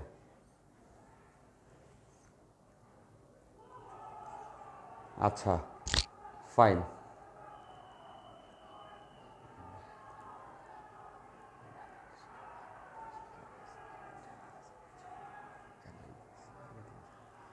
ফাইন, আচ্ছা, ওকে ওকে, আচ্ছা, ফাইন, গুড। তোমরা অনেক ম্যানার শিক্ষা নিয়ে অনেক রিস্ট্রিক্ট হয়ে যাচ্ছ, তাপপ্রায় মাপ্রায় ম্যানার শিখাবা বলতেছো। আচ্ছা, দরকার নেই, আমাদের সাংঘর্ষিক হওয়ার দরকার নেই। যারা বুঝবে না বা উল্টাপাল্টা কমেন্ট করতেই পারে, তাদেরকে আমরা ওইগুলো অ্যাভয়েড করে যাবো। That's it, fine. থাপড়ানোর দরকার নেই, কাউকেই আমরা আসলে থাপড়ানোর অধিকার রাখি না, এটা খুব ট্রু, তাই না? আচ্ছা, ফাইন। তাহলে আমাদের এই 3টা ডায়োডের মাঝে কে কোন বায়াসে আছে এইটা আমাদের বের করতে হবে। এখন আমরা এখানে সহজেই বের করতে পারবো। দেখো এটা 0.7, তাই না? খেয়াল করে দেখো, এই পাশে আছে 1 আর এই পাশে হচ্ছে 0। তাহলে কতটুকু ভোল্টেজ অ্যাপ্লাই করছি? দেখো এখানে অ্যাপ্লাইড ভোল্টেজ 1 - 0, মানে 1 ভোল্ট অ্যাপ্লাই করছি। এখন 1 ভোল্ট ডেফিনেটলি ভিটি এর থেকে বড়, এটার থেকে 0.7 এর থেকে বড়। তাহলে আমরা এটা সবাই বুঝতে পারছি যে এই ডায়োডটা আছে ফরওয়ার্ড বায়াসে, মানে সোজা কথা এখান থেকে কারেন্ট যাইতে পারবে, এখান থেকে কারেন্ট পাস করতে পারবে। ওকে, ফাইন। পরেরটা যদি আমরা খেয়াল করি, তাহলে এখানে দেখতেছো এই প্রান্তে দিছি 0.5 আর এই প্রান্তে -5 আর এখানে -5.9। তাহলে বিভব পার্থক্য কত? দেখো -5 মাইনাস আর এই মাইনাস মিলে হয়ে যাবে কত? প্লাস। সবাই নিশ্চয়ই বুঝছো বিভব পার্থক্য। এখানে -5 এই প্রান্তের বিভব থেকে এই প্রান্তের বিভব বিয়োগ করতেছি, -5 মাইনাস আর এই মাইনাস মিলে প্লাস, এত। তাহলে সেটা আসবে 0.9, সেটা আসবে 0.9। তাহলে সবাই বুঝতেছো 0.9 ভোল্ট, এটাও তো ভিটি এর থেকে বড়। এই দুই প্রান্তের বিভব পার্থক্য, পি প্রান্তের এন প্রান্তের বিভব পার্থক্য, এটাও ভিটি এর থেকে বড়, মানে এইটাও আমাদের ফরওয়ার্ড বায়াসে আছে, এখান থেকেও কারেন্ট পাস করতে পারবে এবং এইটাও রয়েছে ফরওয়ার্ড বায়াসে, মানে প্রথম দুইটা ফরওয়ার্ড বায়াস, সবার বোঝা উচিত। 3 নাম্বারটা এখানে খেয়াল করে দেখো যে এই জায়গাতে আছে 0 ভোল্ট আর এখানে আছে 0.5 ভোল্ট। ওকে, তাহলে এখানে বিভব পার্থক্য কত? 0 মাইনাস আর এই মাইনাস মিলে প্লাস 0.5। ঠিক আছে, তাহলে এখানে আছে 0.5 ভোল্ট, বাট এই 0.5 ভোল্টও 0.7 ভোল্টের থেকে কম। 0.5 ভোল্ট 0.7 এর থেকে কম, মানে এইটা রিভার্স বায়াসে আছে, এখান থেকে কারেন্ট যেতে পারবে না। এইটা আছে রিভার্স বায়াসে, মানে এখান থেকে কারেন্ট যাইতে পারবে না, এই পথ বন্ধ, এই গেট বন্ধ, এখান থেকে কারেন্ট যাইতে পারবে না। সবাই নিশ্চয়ই এগুলি বুঝতে পারছি। ভেরি গুড, ভেরি গুড, সবাই আনসার দিতে পারছো, সবাই এটা বুঝতেও পারছো। আচ্ছা, ফাইন। আচ্ছা, অপরিচিতা বলছো, থার্ডটাও ফরওয়ার্ড বায়াস না, থার্ডটা কিন্তু রিভার্স বায়াস। দেখো এটা 0 থেকে এই 0.5 মাইনাস করতেছি, -0.5 মাইনাস করলে প্লাস। তাহলে এখন দেখতেছো এখানে মাত্র আছে 0.5, যেটা ভিটি এর থেকে কম, ভিটি এর ভ্যালু হচ্ছে 0.7। তাহলে ওর থেকে কম হইলে কখনোই কারেন্ট এখান থেকে যাইতে পারবে না। নিশ্চয়ই সবাই বুঝতে পারছি। Good, fine. সানজি আনসার করছো। আচ্ছা, সিয়াম বলছো আমার উত্তর হইছে, ভাবি নাই এত সহজে বোঝা যাবে। হ্যাঁ, সহজই, জিনিসপত্র ভেঙে ভেঙে বুঝলে সহজই হবে। আচ্ছা, মাফি বলছো ভাইয়া, আরেক জায়গায় পড়লাম পি এর সাথে ব্যাটারির প্লাস থাকলে এফবি এবং পি এর সাথে ব্যাটারি মাইনাস থাকলে হচ্ছে রিভার্স। না, এটা ভুল না, কিন্তু ওইটা সম্পূর্ণ না, ওইটার ভিতরে লুপ হোল আছে। তো তোমরা যেটা দেখছো, অনেকে এটা খেয়াল করছো, তোমরা অনেকেই বইয়ে এইটা পড়ছো, যারা পড়ছো দেখবা এরকম বলছে যে এইটা তো এন আর এটা তো পি, বলছে পি এর সঙ্গে যদি প্লাস থাকে তাইলে ফরওয়ার্ড, পি এর সঙ্গে প্লাস থাকলে ফরওয়ার্ড। আবার এটাও বলছে যে পি এর সঙ্গে যদি মাইনাস থাকে তাইলে হচ্ছে এটা রিভার্স। এইটা বলছে, এটা পার্শিয়ালি ট্রু, বাট এর ভিতরে অনেক লুপ হোল আছে। কেন এটা করছে বইয়ে? কারণ হচ্ছে তারা ধরে নিচ্ছে যে তোমরা জানবা না, ডিটেলস জানো না, অত জানার দরকার নাই, একটু জানলে চলবে। ছোটোবেলায় যখন তোমরা যোজনী শিখছো, মনে আছে যে যোজনীর সংজ্ঞা কি বলতো, যে যোজনী মুখস্থ করতাম আর যৌগ গঠন কেমনে করতাম, এর যোজনী এর যাবে, ওর যোজনী ওর যাবে, তাহলে এই যৌগ। তো এখন যখন তুমি কেমিস্ট্রি পড়ো, তোমার হাসি পায় না যে 6-7 যোজনী এগুলি কী পড়াইছে, যোজনী কোনাকুনি করে দিলেই নাকি যৌগ হয়ে যায়, এরকম কোনো আছে জিনিসপত্র নাই, তাই না? সো এইটা হচ্ছে তোমাদের ছোটোবেলার ইলেকট্রনিক্স। সো আমাদের বই এতটুকুই আছে, আমি বরং সেটা ডিটেলস দেখাইছি। এখন খেয়াল করে দেখো যে এইটা দ্বারা আসলে বুঝায় কি। মনে রাখবা, প্লাস দ্বারা বুঝায় হাই ভোল্টেজ, প্লাস দ্বারা বুঝায় হাই ভোল্টেজ, আর এই মাইনাস দ্বারা বুঝায় লো ভোল্টেজ। মানে বুঝতেছো, পি এ বেশি ভোল্টেজ আর এন এ কম ভোল্টেজ, মানে বিভব পার্থক্য বড় আসার কথা। এখন সেই বড়টা 0.7 থেকে বড় না হইলে কিন্তু আসলে হয় না। ওকে, তো ওরা এটা গায়েবই করে দিছে, ইনফরমেশন দিতে চায় না, এই জন্য এটা বলছে। বাট তুমি চিন্তা করে দেখো, এখানে প্লাস থাকলেই কি কারেন্ট যাবে? না, ডেফিনেটলি এই প্রান্ত থেকে এই প্রান্তে 0.7 বেশি থাকতে হবে, তাইলে কারেন্ট যাবে। সেটার ব্যাখ্যা আমরা এখানে দিছি, তুমি দেখবা বইয়ে রিয়েল ডায়োডের ক্ষেত্রে এভাবে বলা আছে। তার মানে এই কথা পার্শিয়ালি ট্রু, বাট সবসময় এই কথা ট্রু না। আচ্ছা, ফাইন, ওকে ওকে, তাহলে এতটুকু আমরা সবাই বুঝছি। এবার আসো আমরা ডায়োডের কিছু অঙ্ক করব। ডায়োডে কিছু অঙ্ক আমরা এখন সলভ করব। ডায়োডের 2 টাইপের অঙ্ক আসলে আসতে পারে, এমসিকিউ হিসাবেও আসতে পারে। সোজা জিনিস শিখে রাখলে যে কোনো সময় ঢাকা ভার্সিটি কোশ্চেনে সহজে প্রেডিক্ট করা যায়, আবার যায় না। 2-1টা কোশ্চেন এমন দিয়ে দেয়, তখন মনে হয় যাচ্ছে তো কনসেপ্টের ভিতর থেকে আসছে। সো ডায়োডের এই অঙ্ক দিতেও পারে সোজা, তোমরা সবাই পারবা, অতটুকু আমরা পড়ে ফেলছি। দেখো, এখানে 2টা ডায়োড শ্রেণীতে আছে। এইটার টার্ন অন ভোল্টেজ হচ্ছে 0.7, আর এইটা আরেকটা ডায়োড, এইটার টার্ন অন ভোল্টেজ হচ্ছে 0.4। এটা সিলিকন ডায়োড, এটা জার্মেনিয়াম ডায়োড। 2টা ডায়োডে এভাবে করে শ্রেণীতে যুক্ত করছে, যুক্ত করে এখানে একটা রোধ যুক্ত করে দিছে, রোধের মান হচ্ছে 5 ওহম। এইবার একটা সার্কিট বানাইছে, এটা একটা সার্কিট। এই সার্কিটে এখানে ভোল্টেজ দেওয়া আছে, লেটস সে 5 ভোল্ট, এটা হচ্ছে 5 ভোল্ট, সরি এটা বাড়ায় দিই, এটা হচ্ছে 10 ভোল্ট, এটা 10 ভোল্ট, এটা 10 ভোল্ট। এখন আমাদেরকে এখানে বের করতে হবে যে এই যে সার্কিট, এখানে কারেন্ট যাবে, যেহেতু এখানে অনেক বেশি আছে এগুলোর থেকে, সেখানে কারেন্ট যাবে। সো বের করতে হবে এই সার্কিটে কারেন্টের মান কত, এই সার্কিটটাতে কারেন্টের মান কত, এইটা একটা। এখন তোমাদের মাথায় এই কোশ্চেনটাও ঘোরাফেরা করবে, ভাই 2টা শ্রেণীতে আছে, 2টা সমান্তরাল থাকলে কী হতো? তো সেটা আমাদের দ্বিতীয় অঙ্ক। লেটস সে এটা একটা ডায়োড এবং এটা আরেকটা ডায়োড। এই ক্লাস খুব বড় হবে না, ছোটই হবে, তোমরা পুরো ক্লাসটা জুড়ে করো, তাহলে তুমি দেখবা যে তোমার এখান থেকে কোশ্চেন যদি আসে ডেফিনেটলি পারবা এবং বুঝতেও পারবা, মনে একটা শান্তি পাবা ইনশাল্লাহ। এইটা হচ্ছে 5 ওহম, এইটার টার্ন অন ভোল্টেজ 0.7 ভোল্ট, এইটার turn on voltage 0.4 volt. So ঠিক একই রকমভাবে এই সার্কিটেও একটা কারেন্ট থাকবে, এই সার্কিটেও একটা কারেন্ট ঘুরবে। সো ওই কারেন্টের মান কত, এটা আমাদেরকে বের করতে হবে। তাহলে স্টেটমেন্ট 2টা নিশ্চয়ই সবাই বুঝতে পারছো, তাই না? হ্যাঁ, এটা ঠিক বলছো। ইফসিতা রহমান বলছো যে পোলাপান এত ফাউল কমেন্ট করে যে কোনো প্রশ্ন থাকলে সেটা বাকিদের আদাইরা কমেন্টে নিজে চাপা পড়ে যায়। আমি এইটা খেয়াল করছি, এই কথাটা ট্রু। তবে এটাতে মন খারাপ করা যাবে না, ওকে, এটাতে মন খারাপ করা যাবে না, যে কারণ এটা বাস্তবতা, এটা বাস্তবতা যে হচ্ছে গিয়া এরকম হইতেই পারে। এখন সবাই কমেন্ট করে, সো আমি কমেন্ট খোঁজার চেষ্টা করি এর মাঝখানে যে কার কমেন্ট আছে আসলে, যেটা ইম্পর্টেন্ট। আচ্ছা, ফাইন, এক্স্যাক্টলি। এবার দেখো আমরা এটা একটু সলভ করি।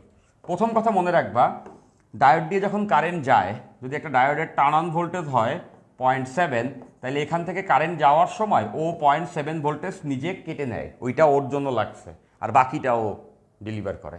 তাহলে আমাদের এইখানটাতে যে টপিক আছে দেখতে পাচ্ছ, এই দুইটার মধ্য দিয়েই আমাদের কারেন্ট যাচ্ছে, মানে ও খেয়ে নেয় 0.7, ও 0.7 খেয়ে নেয়, আর হচ্ছে গিয়া ও খেয়ে নেয় 0.4, ওরা এই দুইটুকু নিয়ে নেয় কারেন্ট চলার সময়, আর বাকিটা দিয়ে দেয় ওরে, বুঝছো তো? তাহলে আমাদের এটা সবার জানা আছে, current I equals to V by R, current I equals to V by R. এখন কতটুক ভি আসলে ও পাচ্ছে এটাও তো আমরা বুঝতে পারছি, ওরে কতটুকু ভি দেওয়া হচ্ছে। ও নিয়ে নিছে এই 10-এর থেকে, ও নিয়ে নিছে 0.7, ও নিয়ে নিছে 0.4, তাহলে ও কতটুকু পায়? খুবই সিম্পল হিসাব, ছিল মোট 10, প্রথম ডায়োড খেয়ে নিছে 0.7, পরের ডায়োড খেয়ে নিছে 0.4, আর বাকি যতটুকু আছে ওই যেটা বিয়োগ হয়ে গেছে, বাকিটা ওরে দেওয়া হয়েছে। তাহলে ওর রোধ কত? 5। এটা দ্বারা ভাগ করে দিলে আমরা কিন্তু পেয়ে যাচ্ছি ওইটাতে কত অ্যাম্পিয়ার কারেন্ট চলবে, পুরো সার্কিটে কত অ্যাম্পিয়ার কারেন্ট চলবে। কজ দুইটা দিয়েই কারেন্ট গেছে, এটার থেকে নিয়ে নিছে ও এত, এটার থেকে ও নিয়ে নিছে এত, তাহলে মোট এই দুজনের যোগফল পরিমাণ বিয়োগ হয়ে গেছে 10 থেকে, বাকিটা পাইছে ও, তো সেখানে 5 দ্বারা ভাগ করে দিলে আনসার। গুড, ভেরি গুড, এর আনসার সবাই পারছি। পরেরটা এইবার খেয়াল করো, কারেন্ট যখন যাবে মনে রাখবা, প্রথমে মনে রাখবা, পরে কারণ বলতেছি। কারেন্ট প্লাস থেকে মাইনাসে আসে, কারেন্ট এই মাথায় আসার পরে তার কাছে দুইটা পথ, উপরে একটা পথ, নিচে একটা পথ, তারপরে এসে আবার ফাইনালি একই কারেন্ট হয়ে এখান থেকে ঘুরে এখানে চলে আসে। বাট কোন পথ দিয়ে কারেন্ট যাবে, উপরের ডায়োড থেকে নাকি নিচের ডায়োড থেকে, নাকি দুইটা থেকেই? মনে রাখবা দুইটা থেকে কারেন্ট যাবে না, যে কোনো একটা দিয়ে কারেন্ট যাবে। এবং কোনটা দিয়ে যাবে? যেই ডায়োডের ভ্যালু কম, যেই ডায়োডের ভোল্টেজের ভ্যালু কম, যেমন এইটা নিচেরটা 0.4, এইটা দিয়েই যাবে। তাহলে এখান থেকে কারেন্ট এই পথ হয়ে এরপর এখানে এসে ঘুরে আসবে। মনে রাখবা যার ভ্যালু কম দুইটার মাঝে সেই পথেই যায়। তার কারণটা আমি বলতেছি। লেটসে তোমরা একটা মনে করো সিনেমা হলে, সিনেপ্লেক্সে ওয়েট করতেছো, মুভি দেখবা গেটের সামনে। মনে করো প্রথম গেটটা 5 মিনিট পরে খুলে দিল, আর পরেরটা খুললো 50 মিনিট পরে। এবার বলো তো, এইখানে যে উৎসুক জনতা যারা কিনা ওয়েট করছিল সিনেমা হলে ঢোকার জন্য, ওরা কোন গেট দিয়ে ঢুকে যাবে? ওরা সবাই প্রথম গেট দিয়েই ঢুকে যাবে, কারণ 5 মিনিট পরে এটা খুললে সবাই ওর ভিতর দিয়ে আস্তে আস্তে করে ঢুকে পড়বে। 50 মিনিট পরে ওই গেট খোলার কোনো দরকার নাই, তার আগেই অডিয়েন্স সব ঢুকে গেছে। ব্যাপারটা অনেকটা এরকম। এইটা হচ্ছে গিয়া 0.4 ভোল্ট, এটা 0.7 ভোল্ট। এখন এই দুই প্রান্তের মাঝে তো একটাই বিভব হইতে পারে সমান্তরালে থাকলে। এখন ওই বিভবে ওঠার আগেই যখন আস্তে আস্তে করে বাড়ে এখানে বিভব, 0.4-এ আসে, সব কারেন্ট ইলেকট্রন এখান থেকে পাস হয়ে যায়, ওটা আর কখনো খুলেই না। তার মানে মনে রাখবা যেটা কম সেটা দিয়েই কারেন্টটা যাবে। তাহলে এখানে আই ইকুয়ালস টু কত হবে? আই ইকুয়ালস টু আমরা জানি ভি বাই আর। এখন খেয়াল করে দেখো, মোট ভোল্টেজ এখানে 10 ভোল্ট। এই 10-এর এই পথে যখন গেছে তখন ও খেয়ে নিছে 0.4, তার মানে 10 মাইনাস 0.4, আর বাকি যে ভোল্টেজটা আছে এটা পুরোটাই ব্যয় হয়েছে এই রোধটার এই প্রান্তে। বাকি যে ভোল্টেজ সেটা এই রোধের এই প্রান্তে ব্যয় হয়েছে, 10 থেকে 0.4 চলে গেছে, বাকিটা ও ব্যবহার করছে। তাহলে ওর রোধ হচ্ছে 5, এটা ভাগ করে দিলে এত অ্যাম্পিয়ার। তাহলে সমান্তরালে থাকলে আমরা দেখব যে কোনটা ছোট ওইটারে ধরবো, শ্রেণীতে থাকলে দুইটা দিয়ে যাবে, দুইটারই যোগফল বিয়োগ করতে হবে। তাহলে ডায়োডের অঙ্ক যদি সার্কিটের মাঝখানে এভাবে করে দিয়ে দেয়, আমরা পারবো তো? ডেফিনেটলি আমাদের সবার এটা পারা উচিত, ডেফিনেটলি। আচ্ছা, ফাইন। হ্যাঁ, ওমর বলছো, সাদিয়া বিনতে ওমর বলছো যে কমেন্ট ঘুরে যায়, শুরু হয় এক কথা দিয়ে, শেষ হয় পুরো ভিন্ন একটা কথা দিয়ে। হ্যাঁ, মজা তোমাদের কমেন্টগুলো যখন দেখি মাঝে মাঝে আমার ভালোই লাগে। মানে আমি মাঝে মাঝে দেখি যে তখন কী বলে এগুলি, মানে আল্লাহ তালাই জানে যে একটা টপিক নিয়ে কথা হচ্ছে, মাঝখানে একজন এসে আধাইরে একটা কোনো কারণ নাই ওই জায়গায় ওইটা বলার, ওইটা বলে, তারপর আরেকজন আরেকটা বলে, মানে মজা নেয় সবাই গেছে এই গানটাতে এসে। তো ভালোই। আচ্ছা, ফাইন, পারবো আমরা, এই ডায়োডের এই অঙ্ক আসলে পারবো। আচ্ছা, সো ডায়োডের আরেকটা গ্রাফ আছে, এই গ্রাফটা একটু জেনে রাখবো আমরা। এই গ্রাফটাকে বলা হয় আইভি গ্রাফ, ডায়োডের আইভি গ্রাফ, কারেন্ট এবং বিভবের গ্রাফ। ডায়োডের একটা গ্রাফ আছে যেটা হচ্ছে গিয়া আইভি গ্রাফ, উপরে থাকে আই, নিচে থাকে ভি। বিভবের সঙ্গে ডায়োডের ভিতরে কারেন্টের গ্রাফ। মানে সোজা কথা, এটা যদি একটা ডায়োড হয়, তাহলে আমরা এটা দেখছি যে ডায়োডের দুই প্রান্তে আমরা একটা বিভব দেই। এই যে দুইটা প্রান্ত, এইখানে আমরা একটা বিভব অ্যাপ্লাই করি, তাই না? এখানে একটা বিভব দিই, এই বিভবের উপরে ডিপেন্ড করে কিন্তু এখানে একটা কারেন্টও পাই। ওকে, সো এইটা জানতে চাওয়া হবে। এখানে গ্রাফটা হচ্ছে কতটুকু বিভব দিলে কতটুকু কারেন্ট ডায়োডের ভিতর দিয়ে যায়, ওই জিনিসটা আমরা হচ্ছে গিয়ে আইভি গ্রাফে দেখি। ওকে, আচ্ছা। সো ডায়োডের আইভি গ্রাফটা বেশ মজার। গ্রাফটা দেখতে এরকম, আমি এঁকে দিচ্ছি, এই যে এরকম, আর বাম সাইডে এরকম। এটাকে বলা হয় ডায়োডের আইভি গ্রাফ। সো খেয়াল করো, আমরা দেখেছি ডায়োডের টার্ন অন ভোল্টেজ 0.7, ডায়োডের টার্ন অন ভোল্টেজ 0.7। এখন 0.7 থেকে কম ভোল্টেজ এখানে দিলে কি কারেন্ট যায় না। তাহলে এই পয়েন্টটা, লেটস সে এই পয়েন্টটা হচ্ছে ভোল্টেজ 0.7, এটা 0.7 ভোল্ট। মানে এই বিন্দুর আগে খুব একটা কারেন্ট নাই, দেখো উপরে কিছু নাই, বাট এই বিন্দুটার পর থেকে কিন্তু কারেন্ট যাওয়া শুরু। দেখো খেয়াল করে যে এই বিন্দুটার পর থেকে এইখানে যখন আসছে তখন ধ্রিম করে একটু ভোল্টেজ দিলেই কারেন্ট অনেক পাচ্ছি, একটু ভোল্টেজ দিলেই কারেন্ট এখন অনেক পাচ্ছি, তাই না? সবাই নিশ্চয়ই বুঝতে পারছো। সো এই বিন্দুটা হচ্ছে 0.7, এর আগে পর্যন্ত কারেন্ট আসলে পাই না, এর থেকে বেশি দিলেই কারেন্ট পাওয়া শুরু হয়, বুঝছো? আর বাম দিকে মাইনাস দিলে তো কোনো লাভই নাই। আমি যদি মাইনাস ভোল্টেজ দিই, মানে এখানে কম এখানে বেশি, তাহলে তো রিভার্স বায়াস, কারেন্টই পাবো না। তাহলে এখানে তো মাইনাস ভোল্টেজ দিলে এই পয়েন্ট পর্যন্ত কোনো কারেন্টই নাই। এখন এই পয়েন্টটারে বলা হয় ব্রেকডাউন রিজিয়ন, এটাকে বলা হয় ব্রেকডাউন রিজিয়ন। মানে এই বিন্দুর পরে যদি আমি ভোল্টেজ দেই তাহলে হঠাৎ করে একটা বড় কারেন্ট পাই, এবং এই কারেন্টটা খুব ভালো কোনো কারেন্ট না। মানে সোজা কথা, এই বিন্দুর পরে যদি আমি উল্টা দিকে বেশি ভোল্টেজ দিই তাহলে ডায়োড পুড়ে যায়, এখানে ডায়োড পুড়ে যায়, ডায়োডটা পুড়ে নষ্ট হয়ে যায়, ডায়োড পুড়ে যায়। মানে বেশি কারেন্ট নিয়ে ওরা কাজ করতে পারে না। তুমি যদি তোমার মোবাইল ফোনে কোনো দিন ওই যে আমাদের ফ্যান চলার লাইন ঢুকে দাও, মোবাইল কী হবে? পুড়ে যাবে না, কারণ ওর ভিতরে ডায়োড আছে তাই। সো ব্যাপারটা এরকম। এরপরে ব্রেকডাউন, পুড়ে যায় মানে তার ভিতরে তো কারেন্ট যায়, একদম আগুন ধরে দিছে, তাই না? সো এটাকে বলা হয় ব্রেকডাউন রিজিয়ন। তাহলে এই গ্রাফটা আমরা সবাই মনে রাখবো। ওকে, প্রিন্স বলছো, ক্রিঞ্জ বলা সবগুলো, আচ্ছা ক্রিঞ্জ বলা যায় না, মেজরিটি আমরা এরকমই, জাতি হিসাবে আমরা মেজরিটি এরকমই। আজকে তো ভালো কমেন্টই করতেছে, বলা মানে আমি তো খারাপ কিছু দেখতেছি না, এমন কোনো খারাপ কমেন্ট আমি দেখতেছি না, এগুলো তো জাস্ট ভালো কমেন্ট ভাই। কমেন্ট তো প্রথম দিকেরগুলো আমার মনে আছে, প্রথম দিকের ক্লাসগুলোতে তোমরা যে কমেন্ট করতা, মানে ভাষা যে একটু কন্ট্রোলেরও ব্যাপার আছে, সেটাই আসলে তখন থাকতো না। আমার তখন এরকম একটা কোশ্চেন আসতো মনে, যে কই ভাই আমিও তো স্টুডেন্ট ছিলাম, তোমাদের বয়সে তো আমিও ছিলাম, এমন না যে ওই বয়স আমরা পারি দেই নেই, ওই বয়সে অনেক বেশি এক্সাইটমেন্ট কাজ করে, অনেক সুন্দর, তাই না?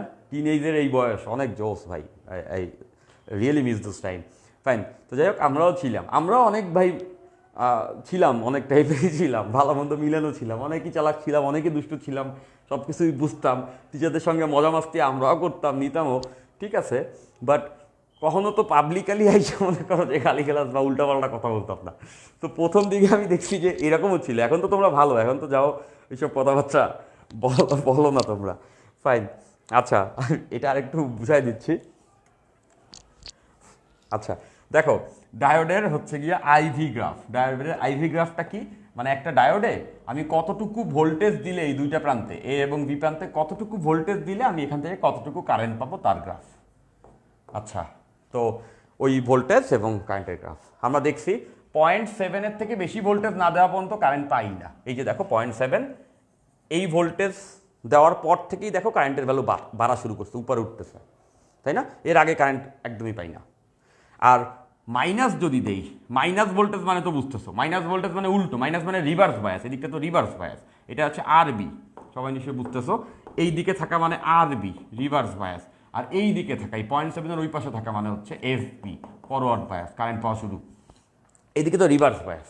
এখন উল্টা দিকে ভোল্টেজ দিয়ে থাকলে একটা পয়েন্টের পরে বেশি উল্টা ভোল্টেজ দিলে পুইরা যায় ডায়োডটা, ডায়োড পুড়ে যায় মানে হচ্ছে এরপরে ডায়োড তো যা ইচ্ছা তাই অবস্থা, এরপর হঠাৎ করে একটা বড় কারেন্ট পাই। বড় কারেন্ট কেন পাই? ডায়োড পুড়ে গেছে মানে ওর ভিতর থেকে কারেন্ট চলে গেছে, একদম আগুন জ্বালাই দিছে। সো এইটা কখনোই আমরা ইউজ করবো না, তাহলে ডায়োড নষ্ট হয়ে যায়। ফরওয়ার্ড বায়াসে রাখা হয় ডায়োড, বুঝছো নিশ্চয় সবাই? আচ্ছা ওকে, আচ্ছা ফাইন। তো আমাদের এই গ্রাফটার কথা মনে আছে? সবার মনে থাকার কথা।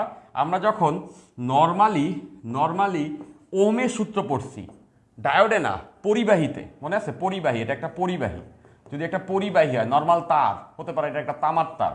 সো এইটার ক্ষেত্রে আমরা ওমের সূত্র পড়েছিলাম না? ওমের সূত্র কি ছিল যে এখানে যদি আই কারেন্ট যায় আর আমরা যদি দুই প্রান্তে ভোল্টেজ দেই V, V equals to I R, আর V equals to I R, তাহলে ভি ইকলস টু যদি আই আর হয় তাইলে আর ইকলস টু কি ভি বাই আই। এটা সবাই বুঝতেছো? এই গ্রাফের ঢাল কি হবে? এই গ্রাফের ঢাল স্লপ, এই গ্রাফের ঢাল কি ওয়াই বাই এক্স না? ঢাল মানে ওয়াই বাই এক্স, তাহলে এখানে ওয়াইটা হচ্ছে আই আর এক্সটা হচ্ছে ভি, তার মানে এই গ্রাফের ঢাল হবে আই বাই ভি, এই গ্রাফের ঢাল আই বাই ভি। সবাই বুঝতেছো? এটা আই এটা ভি, তাহলে এই গ্রাফের ঢাল ওয়াই বাই এক্স, যেটা হচ্ছে I by V. I by V দ্বারা কি বোঝায়? আই বাই ভি দ্বারা কিন্তু বোঝায় 1/r। আমরা দেখে এখান থেকে বুঝতেছি I by V, V by I মানে আর, তাহলে আই বাই ভি মানে 1/r। তাহলে এটা সবাই জানো যে পরিবাহীর ক্ষেত্রে আমি যদি ভি এবং আই এর গ্রাফ আঁকি তাহলে তার যে ঢাল আসবে সেই ঢালটা তো ধ্রুবক হবে, যেহেতু রোধের মান ধ্রুবক, তাহলে আই বাই ভি মানে কি ধ্রুবক। ধ্রুবক যদি হয় ঢালের মান, ঢালের মান যদি কনস্ট্যান্ট হয় তাহলে আমরা জানি সেটা কি সরল রেখা হয় না? সরল রেখার ঢাল সবসময় ফিক্স থাকে। তার মানে এটা আমরা সবাই বুঝতে পারতেছি, যদি আমি পরিবাহীর ক্ষেত্রে আইভি এর গ্রাফ আঁকতাম আসতে একটা স্ট্রেট লাইন, ছোটোবেলায় ওমের সূত্রে শিখছে এরকম, এইটার ঢালটাই হচ্ছে আর বাই 1/r, রোধের উল্টোটা আই বাই ভি এর গ্রাফ। এখন পরিবাহীর ক্ষেত্রে দেখছে এই গ্রাফটা স্ট্রেট লাইন হয়, সবার মনে আছে ভি ইকলস টু আই আর, এটা কি মূলবিন্দুগামী সরলরেখা না? যদি সবাই বুঝতে পারতো সেটা মূলবিন্দুগামী সরলরেখা, তাহলে মূলবিন্দুগামী সরলরেখা হলে এরকম হয়। এবং দেখো ঢাল সব জায়গায় ধ্রুবক, এই জন্য পরিবাহীর ক্ষেত্রে এই রোধের মান সবসময় ঢালটাই কিন্তু 1/r, রোধের মান কি হয়? কনস্ট্যান্ট, পরিবাহীর রোধ ধ্রুবক। বাট এইখানে খেয়াল করে দেখো, এইখানেও তো আই বাই ভি এর গ্রাফ, বাট এই গ্রাফের ঢাল কি সব জায়গায় এক? বাঁকাচ্ছে, বাঁকাইলে প্রত্যেকটা বিন্দুতে ঢাল কিন্তু চেঞ্জ হয়, তাই না? স্পর্শকের যে ঢাল বুঝতেছো, বাঁকায় যাচ্ছে প্রত্যেকটা বিন্দুতে, মানে এখানে প্রত্যেকটা বিন্দুতে ঢাল ভিন্ন ভিন্ন। এই জন্য ডায়োডের যে রোধ, সেই রোধও কি হবে? পরিবর্তনশীল রোধ হবে, রোধও ভিন্ন ভিন্ন হবে। এই জন্য ডায়োডের রোধকে বলা হয় গতীয় রোধ, ডায়োডের রোধকে বলা হয় গতীয় রোধ, ডায়োডের রোধকে বলা হবে গতীয় রোধ বা ডাইনামিক রেজিস্ট্যান্স, যেটা হচ্ছে পরিবর্তনশীল রোধ। এখন এই রোধ কিভাবে বের করে? খুবই সিম্পলি বের করা যাবে। লেটস আমি দুইটা বিন্দু ধরলাম, এই বিন্দুতে মনে করো বিভব হচ্ছে V1 আর এই বিন্দুতে বিভব হচ্ছে V2। আমি বিভব V1 থেকে V2 তে নিলে দেখো কারেন্টের ভ্যালু কি হয়। এই বিন্দুতে V1 যেখানে বিভব, কারেন্ট হচ্ছে I1, আবার এখানে যখন V2 বিভব তখন কারেন্ট হচ্ছে গিয়া I2, তখন কারেন্ট হচ্ছে গিয়া I2। তাইলে আমরা এভাবে লিখতে পারি, রোধ মানে কি? ভি বাই আর, তার মানে উপরে বিভবের পরিবর্তন, নিচে হচ্ছে গিয়ে কারেন্টের পরিবর্তন। তাহলে এটাকে ভেঙে এভাবেও লেখা যেতে পারে যে বিভবের পরিবর্তন মানে V2 মাইনাস V1, ছোট ব্যবধানে নিলাম, এখান থেকে এখানে গেছে কারেন্ট, তখন I1 থেকে I2 তে গেছে, তাহলে কারেন্টের ব্যবধান I2 মাইনাস I1। তাহলে মাঝে মাঝেই আমাদেরকে বলতে পারে যে ডায়োডের গতীয় রোধ নির্ণয় করো, তাহলে আমরা এই সূত্র দিয়ে করে ফেলতে পারবো। দেওয়া থাকবে যে এত বিভবে কারেন্ট পাইছি ডায়োডে এত বিভবে কারেন্ট পাইছি এত, তাইলে তার গতীয় রোধ কত? আমি যদি একটা অঙ্ক দিতাম, বলতাম যে 1 ভোল্টেজে কারেন্ট পাই মনে করো 2 অ্যাম্পিয়ার, 3 ভোল্টেজে কারেন্ট পাই মনে করো 4 অ্যাম্পিয়ার, দ্যাট মিনস 3/1 উপরে 2, এখানে 4/2 মানে নিচে 2, মানে 1 ওহম হবে এটার গতীয় রোধ। সবাই হোপফুলি এতটুকু বুঝে ফেলা উচিত। নীল কালার বোঝা যায় না, খাদিজা বলছো, এরপরে আর নীল কালার লিখবো না। ওকে, আচ্ছা ফাইন, ব্লু কালার এরপরে আর লিখবো না। আচ্ছা ফাইন, আচ্ছা ওকে, তাহলে এতটুকু সবাই নিশ্চয়ই বুঝতে পারছি, গুড, ভেরি গুড। জাস্ট এই সূত্রগুলাই ডায়োডের ক্ষেত্রে আমি মোটামুটি তোমাদেরকে সব কিছুই বুঝাই দেওয়া হইলো, সব কিছুই ডায়োডের ক্ষেত্রে এতটুকু জানলেই হবে। এই জিনিসগুলো তুমি দেখো, অনেকে হয়তো বা জানতে, যারা পড়ছো জানছো, ভালোমতো যারা পড়ছো তারা জানছো, যারা পড়ো নাই তারা কিন্তু এতগুলো জিনিসপত্র ডায়োড সম্পর্কে আগে জানতা না, বা হয়তো বা বই খুলে দেখেও বুঝো নাই, তারা এতটুকু বুঝে ফেলা উচিত, তাদের সবার এতটুকু বুঝে ফেলা উচিত। ওকে, আমি আর ডার্ক ব্লু কালারে লিখবো না, ফাইন গেল। এরপরে আমরা যে টপিক পড়ব, এরপরে যেটা জানবো সেটা হচ্ছে ট্রানজিস্টর। সো ট্রানজিস্টর জানার আগে এইখানে আমরা জাস্ট হচ্ছে গিয়া একমুখীকরণের সার্কিট দুটো জেনে রাখবো। এইটা ভিতরে কেমনে কাজ করে সেটার ব্যাখ্যাতে আমরা এখন না গেলেও চলবে, কোনো সমস্যা নাই। বাট আমরা জেনে রাখবো কোন কেসে কি হয়, এবং সেটার ভিতরে কোশ্চেন আসলে পারবো। ডিউতে 21-22 একটা কোশ্চেন আসছে, যেটা আজকে ক্লাসেও আমি রাখছি। সো এটা সলিউশন করতে গেলে এটা লাগবে। জাস্ট আমরা থিওরির অংশটা জেনে রাখবো। আমি যখন তোমাদেরকে যতটুকু জানাচ্ছি অতটুকুই জানতে পারো, কারণ যতটুকু জেনে ডিউতে ফার্স্টও হওয়া সম্ভব ভাই। এমন না যতটুকের থেকে কম জানার কারণে আমি ঢাকা ইউনিভার্সিটিতে ফার্স্ট হতে পারবো না। এরকমও যদি কোশ্চেন থাকে তাহলেও সেখানে আমি ব্যাখ্যায় যাই। এখন আমি সবসময় ব্যাখ্যায় অনেক জায়গায় যাই না কেন? কজ ওইখানে ব্যাখ্যায় গেলে বুঝবো তো না কিছুই, ব্যাখ্যাটা আমি দিব, তারপরে উল্টা মাথার মধ্যে এমন তার পেছায় যাবে, মনে হবে যে এই চ্যাপ্টার আমি কিছুই পারি না। সো সেই অনুভূতির দরকার নাই। আমি যদি কিছু কিছু জায়গায় স্কেপটিক্যাল থাকি, তোমাকে ঢাকা ইউনিভার্সিটিতে ফার্স্ট হওয়ার মতো প্রিপারেশনটাও দিয়ে দিতে পারি, তাহলে প্রবলেম কিসের? ফাইন। আচ্ছা, সো দেখো যে ডায়োড ইউজ করে একমুখীকরণ করা হয়, ডায়োড ইউজ করে একমুখীকরণ করা হয়। সো একমুখীকরণ বলতে যেটা বোঝায় সেটা আমরা একটু দেখে রাখবো।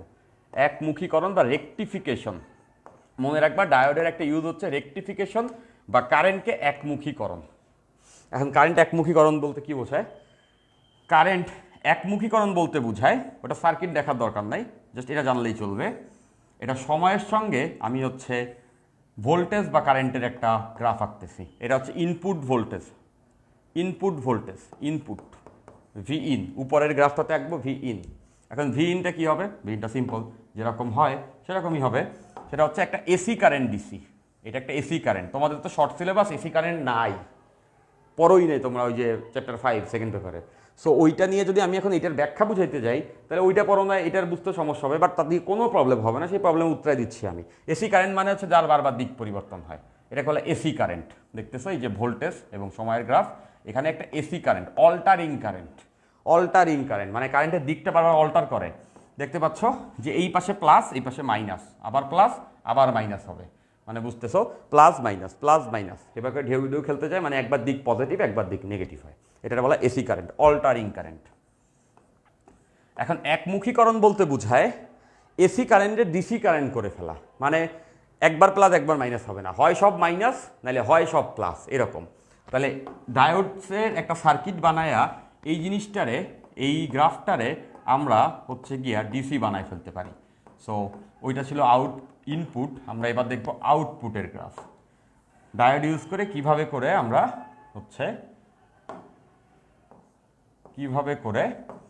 হচ্ছে গিয়ে একমুখীকরণ করি। একমুখীকরণ বলতে কি বোঝায়? V out. এবার যদি আউটপুটের গ্রাফ দেখি, ডায়োড ইউজ করে একটা এসি কারেন্টের ভিতরে, এসি কারেন্ট যদি একটা ডায়োডে দেওয়া হয়, তারপরে যেটা হয় সেটা হচ্ছে শুধুমাত্র পজিটিভগুলো থাকে অথবা শুধুমাত্র নেগেটিভগুলো থাকে। এই যে শুধু পজিটিভ আছে, দেখতে পাচ্ছ, শুধু যখন পজিটিভ তখনই আমরা সিগন্যাল পাচ্ছি, শুধু যখন পজিটিভ তখনই আমরা সিগন্যাল পাচ্ছি, মানে এখানেও প্লাস এখানেও প্লাস। যখন নেগেটিভ তখন কোনো কারেন্ট আমরা পাবো না, তখন জিরো। শুধু প্লাসগুলোরে রাখবে, মাইনাসগুলো আটকাই দিবে, অথবা শুধু মাইনাসগুলোরে রাখবে, প্লাসগুলো আটকাই দিবে। তাহলে বুঝতেছো, এরকম যদি হয় এটাকে আমরা বলতে পারবো হচ্ছে ডিসি কারেন্ট, শুধু একদিক প্লাস দিক আছে, এটাকে আমরা বলতে পারবো ডিসি কারেন্ট। এই এসি কারেন্টকে ডিসি বানানোকে বলা হয় একমুখীকরণ, এবং এটা ডায়োড ইউজ করে করা হয়। তাহলে একমুখীকরণের ব্যাপারটা কি, এটা নিশ্চয়ই সবাই আমরা বুঝতে পারছি। এখন এইটাকে বলা হবে হাফ ওয়েভ রেকটিফিকেশন, এটাকে বলা হবে হাফ ওয়েভ রেকটিফিকেশন, অর্ধ তরঙ্গ একমুখীকরণ। দেখো অর্ধেকটা বাদ দিয়ে দিছে আর অন্য অর্ধেকটা রাখছে, এই জন্য বলা হয় অর্ধ তরঙ্গ রেকটিফিকেশন। আবার আরেকটা আছে যেটাকে আমরা বলি ফুল ওয়েভ রেকটিফিকেশন, ফুল ওয়েভ। এবার পূর্ণ তরঙ্গ রেকটিফাই করব, পূর্ণ তরঙ্গ একমুখী করব। এইটার গ্রাফটা কেমন হইতে পারে দেখতে থাকো, সব কিছু দেখবে আপনি বুঝে যাচ্ছ, জাস্ট তাল মিলায় ক্লাসটা দেখতে থাকতে হবে। এখানে আমি নিলাম হচ্ছে ইনপুট আর এখানে নিলাম আমি আউটপুট।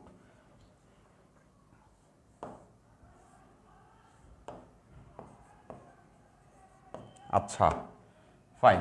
সো এইটা ইনপুটের গ্রাফ, এইটা ইনপুটের গ্রাফ। এবার আমরা এইটার এগেনস্টে আউটপুটের গ্রাফ দেখব, যে সেই ক্ষেত্রে আউটপুটের গ্রাফটা কেমন হয়, আউটপুটের গ্রাফটা কেমন হয়। আচ্ছা, সো এখানে দেখতেছো একবার প্লাস একবার মাইনাস, একবার প্লাস একবার মাইনাস। বাট আমরা যখন ফুল ওয়েভ রেকটিফাই করব, ডায়োড ইউজ করে করা যায়, তখন শুধুমাত্র পজিটিভ থাকবে অথবা শুধুমাত্র নেগেটিভ থাকবে। ধরলাম শুধুমাত্র পজিটিভ রাখছি, তাহলে এটা প্লাস হবে, মাইনাসটাকে ঘুরাই দিয়ে প্লাস বানায় দেয়, এটাও প্লাস হবে। এটাও প্লাস হবে, এটাও প্লাস হবে। তাহলে সবাই নিশ্চয়ই এটা বুঝতে পারছো যে এখানে পুরো ওয়েভটারেই আমি রাখছি, জাস্ট একদিক করায় ফেলছি। এই জন্য এটাকে বলা হয় ফুল ওয়েভ রেকটিফিকেশন, আর এটাকে বলা হয় হাফ ওয়েভ রেকটিফিকেশন বা অর্ধ তরঙ্গ একমুখীকরণ, এটাকে বলে পূর্ণ তরঙ্গ একমুখীকরণ। ওকে, এইগুলা ডায়োডের সার্কিট ইউজ করে করা যায়। আমরা শুধুমাত্র এই গ্রাফটা জানলে চলবে, বিকজ গ্রাফ থেকে কোশ্চেন আসতে পারে। হোপফুলি সবাই এটা বুঝতে পারছো। আচ্ছা, অরিন জিজ্ঞাসা করছো যে মাইনাস হবে নাকি প্লাস হবে, কেমনে বুঝবো? ফাইন, সো হয় প্লাস হবে নাহলে সব মাইনাস হবে। এখন সেইটা ডিপেন্ড করে সার্কিটটার উপরে, যে সার্কিটটা দিয়ে এই ঘটনাটা ঘটায়। একটা সার্কিটে ইনপুট দেয় এত, ভোল্টেজ এটা অ্যাপ্লাই করে, আর আউটপুটে এত পায়। এখন কথা হচ্ছে যে সার্কিটের ডায়োডের দিকের উপরে ডিপেন্ড করে। ডায়োড যদি থাকে ব্যাটারির সঙ্গে একটা ওরিয়েন্টেশনে তাহলে প্লাস, ডায়োড যদি আবার ঘুরায় দেওয়া হয় তাহলে মাইনাসগুলো থাকে। সো এইরকম ব্যাপার স্যাপার। সো ওখান থেকে কোশ্চেন আসবে না দেখি আমি ওটার ভিতরে যাচ্ছি না। ওটার ভিতরে গেলে অনেক ভিতরে যেতে পারতাম। এই সার্কিটগুলো আমি নিজের হাতে এক্সপেরিমেন্টও করে দেখছি ভার্সিটির সময়, করে করে এইগুলো সিগন্যাল দেখা যায় অসিলোস্কোপে দেখেছি। সো ওইগুলোর ভিতরে না যাই, গেলে হুদাই প্যাস খেয়ে যাবা, দরকারও নাই। এতটুকুই জানি না আমরা সবাই, এতটুকু জানি না ডিউর সব কোশ্চেন আনসার করা যাবে। আচ্ছা ফাইন, এইবার এখান থেকে যে কোশ্চেনটা আসছিল ডিউতে ওইটার হিন্টস এখানে দিয়ে রাখি। দেখো যেটা হচ্ছে এরকম যে একমুখী যখন রেকটিফিকেশন করি, দেখো এইটার পর্যায়কাল কত, এতটুকু কিন্তু এটার পর্যায়কাল, সবাই বুঝতেছো। এইটাই একটা পূর্ণ কম্পন, এটাই কি বারবার আসে? এই ঢেউটাই কিন্তু বারবার আসে ইনপুটে, দেখতে পাচ্ছ যে এইখানেও আছে। এটা পর্যায়কাল, আবার ওইটা আরেকবার আসছে, এখানে আবার আসছে, এভাবে করে এই পর্যায়কালটা পুরো কম্পনটাই চলতে থাকে। এখন দেখো এখানে পর্যায়কাল টি, আউটপুটে কি পাই খেয়াল রাখো, আউটপুটেও খেয়াল করে দেখো এই অংশটাই কিন্তু বারবার আসে, একটা এরকম গুম্বজ আর একটা ফাঁকা, এটাই কি বারবার আসে না? একটা গুম্বজ ফাঁকা, মানে এইটাই হচ্ছে গিয়ে ওর পর্যায়, এই জিনিসটা বারবার আসে। এখানেও দেখো একটা গুম্বজ আর একটা ফাঁকা, এই দুইটা মিলে একটা পর্যায় পিরিয়ড, এইটাই কিন্তু বারবার আসে। তার মানে এখানেও পর্যায়কাল কিন্তু ওইটার সমান, দেখতে পাচ্ছ এটার যা পর্যায়কাল এটারও পর্যায়কাল সমান। তাহলে আমরা এখানে মনে রাখবো একমুখী রেকটিফিকেশনে পর্যায়কাল সেম থাকে, T1 যা T2 ও তা। ইনপুটের যদি হয় T1, আউটপুটেরও T2, দুইটাই সমান। এই অংশটাই বারবার আসে, এটার এই অংশটা আসে, এটার এই অংশটা বারবার আসে। পর্যায়কাল বলতে এতটুকুটাই। তার মানে পর্যায়কাল যদি সমান থাকে, আমাদের জানা আছে পর্যায়কালের সাথে কম্পাঙ্কের সম্পর্ক ব্যস্তানুপাতিক, T=1/f। তাইলে পর্যায়কাল সমান থাকলে ইনপুটের যে কম্পাঙ্ক আউটপুটেরও কম্পাঙ্ক সমান থাকবে, এটা মনে রাখবো। ইনপুট আউটপুটের কম্পাঙ্ক সমান থাকবে যদি একমুখী রেকটিফিকেশন করা হয়, যদি একমুখী রেকটিফিকেশন করা হয়। তাইলে এইখান থেকে কোশ্চেনটা আসছিল ডিউতে, ভালো লাগছে আমার কাছে কোশ্চেনটা, 21-এ আসছিল। দেখো যে একমাত্র কার্যকরী কোশ্চেন যেটা আসছিল। সো এইখানে দেখো পর্যায়কাল T1 ইনপুটের, আউটপুটের কি অবস্থা? আউটপুটে কি এই অংশটা বারবার আসে না, আউটপুট দেখো 1 ডিবি বারবার আসে। তাহলে বুঝতেছো আউটপুটের পর্যায়কাল হবে এতটুকু, এটা হবে T2, এইটাই বারবার আসতেছে, তার মানে এটাই পর্যায়কাল। তাহলে এইটার কতটুকু? অর্ধেক না? এটা ছিল T1, এটার অর্ধেকটা আসে। তার মানে আমরা বুঝতেছি আউটপুটের পর্যায়কাল ইনপুটের পর্যায়কালের অর্ধেক। এখান থেকে যদি এমসিকিউ আসে সবাই পারবো। যদি বলে দেয় পূর্ণ তরঙ্গ একমুখীকরণে ইনপুট সিগন্যালের পর্যায়কাল হচ্ছে 10 সেকেন্ড, তাহলে আউটপুট সিগন্যালের পর্যায়কাল কত হবে? 10/2 5 সেকেন্ড। আর এখানে যদি বলতো একমুখীকরণের ক্ষেত্রে অর্ধতরঙ্গ একমুখীকরণের ক্ষেত্রে ইনপুটের যা পর্যায়কাল আউটপুটেরও তাই পর্যায়কাল। কম্পাঙ্কের কি হবে? এখান থেকে তো আমরা দেখতেছি পর্যায়কালের সঙ্গে কম্পাঙ্কের সম্পর্ক তো ব্যস্তানুপাতিক, T=1/f। তার মানে পর্যায়কাল যদি অর্ধেক হয় কম্পাঙ্ক দ্বিগুণ হয়ে যাওয়া উচিত, যেহেতু উল্টা সম্পর্ক। তার মানে আউটপুটের কম্পাঙ্ক হবে ইনপুটের কম্পাঙ্কের দ্বিগুণ। এইটাই আসছিল ডিউতে কোশ্চেন। ডিউতে কোশ্চেনে বলেছিল ইনপুট সিগন্যালের দ্বিমুখী রেকটিফিকেশনের ইনপুট সিগন্যালের কম্পাঙ্ক যদি 50 হার্জ হয়, এইটার কম্পাঙ্ক যদি 50 হার্জ হয়, তাইলে আমাদের আউটপুটের কম্পাঙ্ক কত? 50 × 2 100 হার্জ। নিশ্চয়ই সবাই বুঝছো যে কোশ্চেনটা ডিউতে আসছিলটা কি। সো এই জন্য আমি এই গ্রাফটা সুন্দর করে বুঝাই দিলাম। ক্লিয়ার? এর থেকে ভেঙে বলা যায় না, এর থেকে ভেঙে আসলেই বলা যায় না। নিশ্চয়ই বুঝতে পারছো। আচ্ছা ফাইন। আচ্ছা রাকিব মুন্সি বলছো পড়ালেখা মন দাও, মেয়ে থেকে দূরে থাকো। কথাটা খুবই সাংঘর্ষিক। দেখো যে তোমরা যথেষ্ট বড়, তোমাদের এটা বলতে পারি যে ছেলে বা মেয়ে কেউই কিন্তু বাঘ ভাল্লুক না, তাই না? আমরা সবাই মানুষ। সো এখন কার থেকে দূরে থাকা কাছে থাকা এটার ভিতরে কিছু নাই। সো তোমরা সবাই সহপাঠী, তোমরা সবাই বন্ধুবান্ধব, সেটা মেনটেন করতেই পারো, তাই না? কারো বেশি কাছে চলে যাওয়ার দরকার নেই, কারোর থেকে একদম দূরে ভয় পেয়ে পালায় থাকারও দরকার নেই। সো দুইটা ব্যালেন্স করে যাইতে হবে। আচ্ছা, ফাইন, ক্লিয়ার, এতটুকু সবাই বুঝতে পারছি। আচ্ছা, ফাইন, ওকে, তাহলে চলো আমরা ডায়োডের পার্ট শেষ। এইবার আমরা জাস্ট ট্রানজিস্টরের পার্টটা জেনে নিব। ট্রানজিস্টরের ভিতরে বিশাল সায়েন্স আছে। ট্রানজিস্টরই কিন্তু আজকের দিনে আমাদের যে এই যে অনলাইন ক্লাসটা এটা যে হচ্ছে, এটা যে হওয়া পসিবল হয়েছে only because of transistor. Transistor না থাকলে কোনো দিন এটা সম্ভব ছিল না। আগে ট্রানজিস্টর ইউজ করতো, ট্রানজিস্টর দিয়ে কিন্তু আমাদের এই ফোনগুলো বানানো। তুমি যে হাতে ফোনটা নিয়ে আসো, এই যে পুরো জিনিসটাই ট্রানজিস্টরের উপরে দাঁড়ানো। তুমি যে ল্যাপটপ চালাও, তুমি অথবা ফোনে অথবা ল্যাপটপে ক্লাস করতেছো, পুরো জিনিসটা ট্রানজিস্টরের উপরে চালানো। আমাদের যত ইলেকট্রনিক্স ডিভাইস আছে সব কিছুর ভিতরে ট্রানজিস্টর আছে। ট্রানজিস্টর ছাড়া ডিভাইস সম্ভবই না। বুঝছো তো ব্যাপারটা কীরকম? সো আগে ট্রানজিস্টর ইউজ করতে আরও মডার্ন হয়েছে, এখন আরও ছোটো ছোটো জিনিসপত্র বেরোয়েছে। ট্রানজিস্টরের পরে যেটা আসছে সেটা হচ্ছে মাইক্রো প্রসেসর। মাইক্রো প্রসেসর সেটাও হচ্ছে গিয়া 1970 সালের আগে মাইক্রো প্রসেসর ইউজ হইতো। ট্রানজিস্টরের update version microprocessor. Microprocessor 1970-এর আগে ইউজ করা শেষ, স্বাধীনতার আগেই।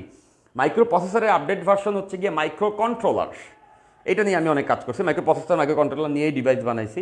সো মাইক্রো কন্ট্রোলার, সো মাইক্রো কন্ট্রোলারেরও যুগ শেষ। নব্বইয়ের পর থেকে মাইক্রো কন্ট্রোলার ইউজ করে না। মাইক্রো কন্ট্রোলার দিয়ে হচ্ছে গিয়া তোমার যেসব ডিভাইস চলতো, তুমি ছোটোবেলায় গেম খেলার ছোটো একটা ফোনের মতো ছিল না, ওই টাইপের ডিভাইস মাইক্রো কন্ট্রোলার চলতো। সো মাইক্রো কন্ট্রোলারও শেষ। মাইক্রো কন্ট্রোলারের পরে এখন এরপরে যে আপডেটটা আসছে সেটা হচ্ছে গিয়া বেসিকলি সেটার নাম হচ্ছে গিয়া Raspberry Pi. Raspberry Pi itself is a computer. ও বড় হইতে হইতে আপডেট হইতে হইতে কম্পিউটার হয়ে গেছে। এবং এর ভিতরে আরও অনেক কিছু ছিল, অপ অ্যাম্প, মসফেট, অনেক কিছু। যাই হোক, ওগুলোর ভিতরে আমরা না যাই। সো শুধুমাত্র এতটুকু জানবা ট্রানজিস্টর থেকেই শুরু, ওখান থেকেই আমাদের বর্তমান ডিজিটাল টেকনোলজি ট্রানজিস্টর।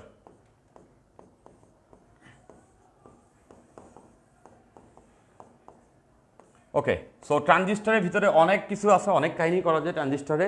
অত কাহিনীতে আমাদের যাওয়ারই দরকার নাই। আমরা যতটুকু জানতে হবে অতটুকু জানাই দিচ্ছি। অতটুকু জানিয়ে তুমি ডিউ কোপাই দিয়ে আসতে পারবা। ফাইন। সো ট্রানজিস্টরকে সার্কিটে আঁকে কীভাবে এবং নর্মালি কীরকম? ট্রানজিস্টর নর্মালি এরকম হয়, নর্মাল স্ট্রাকচার এরকম হয়, এরকম তিনটা থাকে। এটা তিনটা যখন থাকে এটাকে আমরা বলতে পারি পিএনপি। এটা হচ্ছে পিএনপি ট্রানজিস্টর, স্যান্ডউইচের মতো, মাঝখানে একটা, দুই পাশে দুইটা। আরেকটা ট্রানজিস্টর আছে যেটাকে আমরা বলি NPN transistor. NPN transistor, sandwich. বুঝতে পারছো? এটা পিএনপি, এটা এনপিএন। সব থেকে বেশি ব্যবহৃত হয় এনপিএন। এটাতে তিনটা পোল থাকে। বুঝতে পারছো যে এইটা একটা, এইটা একটা, এইটা তিনটা টার্মিনাল, এইটা এইটা এইটা, তিনটা তার বের করে এখান থেকে, যেমনটা এইখানেও আছে এইটা। এখন আমাদের বইয়ে 100% যে ট্রানজিস্টরের ছবি আঁকা প্রত্যেকটাই এনপিএন ট্রানজিস্টর। প্র্যাকটিক্যালি এটা দিয়ে যা করা যায় ওটা দিয়েও তাই করা যায়। সো সবসময় এটাই ইউজ করে। তো এই যে মাঝখানের যে প্রান্তটা এটাকে বলা হয় ভূমি বা পিঠ। এটাকে আমরা বলতে পারবো ভূমি বা পিঠ, ভূমি বা পিঠ, বা বা ইংলিশে বলে বেইজ, ইংলিশে বলা হয় বেইজ। এটা হচ্ছে ভূমি বা পিঠ বা বেইজ। আর এই মাথাটাকে আমরা বলতে পারবো ইমিটার। ইমিটার বা বাংলায় বললে নিঃসরক, যেখান থেকে কারেন্ট বেরোয় যায়, এখান থেকে সব কারেন্ট ঢুকে ওখান থেকে বেরোয় যায়। নিঃসরক, নিঃসারক, বাংলায় নিঃসরক বলা হয়, আর ইংলিশে ইমিটার। আর অন্য যে প্রান্ত থাকে এটা দিয়ে সব কারেন্ট কালেক্ট করে, দ্যাটস ওয়াই এটাকে বলা হয় কালেক্টর। কালেক্টর, এবং বাংলাতে বলা হয় সংগ্রাহক। এখান থেকে কালেক্ট, সংগ্রাহ করে। ওকে, এরকম তিনটা পোল থাকে, অ্যাকর্ডিংলি এরকমই। এটা তো নর্মালি ব্লক ডায়াগ্রাম। সার্কিটে কিভাবে আঁকে? সার্কিটে যখন আমরা এইটাকে আঁকবো, তিনটা মাথা থাকে, এভাবে করে আঁকে, এই যে এভাবে করে আঁকে। একটা গোল্লা দিতেও পারে, নাও দিতে পারে। গোল্লা দেওয়া ম্যান্ডেটরি না, মানে চারপাশে এরকম একটা গোল্লা থাকে, দেখবা মাঝে মাঝে অনেক বইয়ে এখানে এরকম একটা গোল্লা দিছে। এই গোল্লাটা দিয়ে বুঝায় এখানে ট্রানজিস্টর আছে, এটা না দিলেও ঠিক আছে। ফাইন। এখন মেইন হচ্ছে এটার কোনটা কি বুঝতে পারতেছে, এটা বেইজ দেখেই বুঝতে পারবে মাঝে যে সে বেইজ। এখন এই পাশে কালেক্টর নাকি এই পাশে কালেক্টর? একটা কালেক্টর একটা ইমিটার, কেমনে বুঝবো? এই যে দেখতেছো কালেক্টর, ইমিটার। মনে রাখবে এই যে অ্যারো দেওয়া থাকে, অ্যারো, অ্যারো যেটাতে দেওয়া ওইটা ইমিটার, যেখানে অ্যারো দেওয়া ওই হাতটা ইমিটর, এই অ্যারো দেওয়া থাকবে যে হাতে, মানে এইটা ইমিটর, এদিক দিয়ে কারেন্ট নেমে বেরোয় আসে। আর তাহলে অন্য প্রান্তটা হবে কালেক্টর সি, নিশ্চয়ই সবাই বুঝতে পারছি। এখন এটা এনপিএন ট্রানজিস্টর না পিএনপি ট্রানজিস্টর কেমনে বুঝবো? দেখো সব ডিটেলসে কিন্তু আমি বলতেছি, এটা এনপিএন ট্রানজিস্টর, এটা এনপিএন ট্রানজিস্টর। এটা এনপিএন ট্রানজিস্টর বুঝছি এইভাবে, অ্যারোটা কোন দিকে? নিচে। অ্যারো নিচে থাকলে এনপিএন ট্রানজিস্টর। এই অ্যারোটাই যদি উপরে হইতো তাহলে এটাই ইমিটার হইতো, সেটা পিএনপি হইতো। আমি পিএনপিও এঁকে দিচ্ছি, কেমনে দেখে বুঝবে কোনটা কি। সে যদি এরকম হইতো, খেয়াল করো সবাই, যদি এরকম হইতো দেখে বুঝতে পারছো, এটা বেস আর এই হাতে অ্যারো, যেই হাতে অ্যারো সেই হাতে ইমিটার, তাহলে অন্যটা কালেক্টর। এখন এটা কি ট্রানজিস্টর কেমনে বুঝলাম? দেখো এই অ্যারোটা কিন্তু উপরে, এটা নিচে ছিল, এটা উপরে। উপরে থাকলে এইটা পিএনপি ট্রানজিস্টর। বুঝছি সবাই? তুমি দেখবা বইয়ে প্রত্যেকটা ট্রানজিস্টরেই অ্যারোটা নিচে দেওয়া আছে, বইয়ে প্রত্যেকটা ট্রানজিস্টরেই অ্যারোটা নিচে দেওয়া আছে।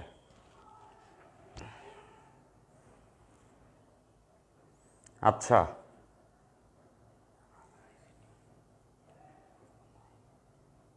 ওকে ওকে ওকে, অ্যারো অ্যামিটার, এক্স্যাক্টলি, আসো ঠিক বলছো। ওকে, সবাই এটা বুঝে ফেলছে, তাই না? আমরা এখন দেখে চিনতে পারবো ট্রানজিস্টর কী জিনিস, কোথা থেকে কী হয়। ফাইন। এবং এখানে কতগুলো সূত্র আছে, এই সূত্রগুলো জাস্ট আমরা জেনে রাখলে আমাদের কাজ শেষ। এরপরে আমরা মোটামুটি এই চ্যাপ্টারে যা যা আছে সব কিছু বেসিক জেনে ফেলছি, এতটুকুই আসে, এর কঠিন কিছু না। আর দুই একটা এদিক ওদিকে আসলে সেটা আমাদের প্র্যাকটিসে আছে, সেটা দেখলেই হয়ে যাবে। ফাইন। সো এখানে হচ্ছে গিয়ে মনে রাখবা যে তিনটা কারেন্ট থাকে, তাই না? কারেন্টও তিনটাই থাকবে, খুবই সিম্পল, বুঝতে পারছো? এখান দিয়ে একটা কারেন্ট নামে, উপর থেকে একটা কারেন্ট নামে। ইমিটরে যদি এনপিএন ট্রানজিস্টর হয় তাহলে সব কারেন্ট এখান দিয়ে বেরোয়, দ্যাটস ওয়াই অ্যারোটা নিচে। আর পিএনপিতে উল্টো, সবগুলো কারেন্টের দিক ঘুরে যায়, এই জন্য এখান থেকে ওঠে, তারপরে দুই ভাগে ভাগ হয়ে যায়। আর এখানে হচ্ছে এই দুই ভাগ থেকে নেমে এখান থেকে নেমে আসে। তাহলে উপর থেকে যে কারেন্ট নামে ওই তার দিয়ে, সেটাকে বলা হয় কালেক্টরের কারেন্ট, আইসি। আর এখান থেকে একটা কারেন্ট আসে যেটাকে বলা হয় বেইজের কারেন্ট, আইবি। এরা দুজনে মিলে বেরোবে কোত্থেকে? এই ই দিয়ে বেরোবে, এই আইসি নামে, এখান থেকে আইবি আসে, এরা দুজনে মিলে এখান থেকে বেরোয় যায় ই থেকে, এটাকে বলা হয় আইই, এটাকে বলা হয় আইই। তাহলে এই দুজন মিলে এখান থেকে বেরোয়, তাহলে খুব কমন সেন্স না যে আইই নিঃসরকের কারেন্ট হবে কালেক্টরের কারেন্ট এবং বেইজের কারেন্টের যোগফল। এইটা, এই সূত্রটা আমাদের সবাইকে মনে রাখতে হবে যে আইই এবং আইসি এবং আইবি এর মাঝে সম্পর্ক কীরকম। এই ক্ষেত্রেও তাই, এখান থেকে আইই ওঠে, এখানে কারেন্টটা যেটা ওঠে সেটা হচ্ছে আইই, উঠে দুই ভাগে ভাগ হয়, এদিকে একটা যায় আইবি, ওইদিকে আর একটা যায় আইসি। ওকে, এখানে বিভাজিত হয়, এখানে যুক্ত হয়, এই জন্য এটা ইউজ করে, কারণ এখান থেকে যুক্ত করে চিন্তা করা সোজা, বিভাজিত করে চিন্তা করা ডিফিকাল্ট, তাই। আচ্ছা, ফাইন, এটা আমরা জানি। তো এখানে আরও কয়েকটা সূত্র আছে, সেই সূত্রগুলো আমরা জানবো। তার আগে ট্রানজিস্টরের কতগুলা কম্বিনেশন আছে, এই কম্বিনেশনগুলো আমরা একটু জানি। দেখো, ট্রানজিস্টরের তিনটা কনফিগারেশন আছে, তিনটা কনফিগারেশন। এই তিনটা কনফিগারেশনের ক্ষেত্রে যাবতীয় যা সূত্র তাই আমরা লিখে দিচ্ছি, এই প্রত্যেকটাতে এনপিএন ট্রানজিস্টর আমরা ইউজ করব। প্রথমটা হচ্ছে কমন বেইজ, সে কমন বেইজ। কমন বেইজকে আমরা বলতে পারবো CB, CB for common base, বাংলায় লেখে সাধারণ ভূমি বা সাধারণ পিট কনফিগারেশন। এখানে সাধারণটাকে base, common base CB. Common base বলতে কি বোঝাবে? দেখো, সে এইটা একটা ট্রানজিস্টর, সবাই দেখে বুঝতে পাচ্ছি যে এইটা হচ্ছে কালেক্টর, এইটা হচ্ছে ইমিটর, যেহেতু এখানে অ্যারো আছে, আর এনপিএন ট্রানজিস্টর, আর এটা হচ্ছে বেইজ। সো শব্দটা শুনেই বুঝতেছো, কমন বেইজ, কমনটা কে? Base common. তাহলে বেইজ যদি কমন হয় তাহলে সবাই এভাবে চিন্তা করে দেখো, এখানে কমন পড়বে বেইজ। বেইজ কমন মানে কালেক্টরও এসে বেইজের সঙ্গে যুক্ত হবে, ইমিটরও এসে বেইজের সঙ্গে যুক্ত হবে, যে কমন তার সঙ্গে সবাই যুক্ত হয়, তাহলে কমন বেইজ। তাহলে কালেক্টর এসেও বেইজের সঙ্গে, ইমিটর এসেও বেইজের সঙ্গে, এইরকম কনফিগারেশনকে বলা হবে common base. Then common emitter, common emitter, common emitter নাম শুনেই বুঝতে পারতেছো, এটাকে ইনশর্টে বলা হয় সিই, সিই। এখানে কমন কে? ইমিটর, এখানে কমন হবে ইমিটর। তাহলে দেখতে কেমন হবে? লেটস সে এইটা আমাদের ট্রানজিস্টর, বুঝতেই পারতেছো, এইটা ই, এইটা সি আর এইটা বি। কমনটাকে এখানে আমাদের বলাই আছে, কমনটা হচ্ছে গিয়ে ই কমন ইমিটার। তাহলে বুঝতেছো বি এসেও ই এর সঙ্গে, সি এসেও ই এর সঙ্গে, এই কনফিগারেশনকে দেখতেছো কমন পড়ছে E, that's why common emitter. 3 number বুঝতেই পারছো, 3 নাম্বার হচ্ছে গিয়ে কমন বেইস। 3 নাম্বার হচ্ছে কমন বেইস। এইবার বেইস কমন কালেক্টর। কমন কালেক্টরকে বলা হয় সিসি। তো বুঝতেছে এখানে কালেক্টরটা কমন পড়বে। তাহলে আমাদের যদি ওভারঅল সেটআপটা দেখি,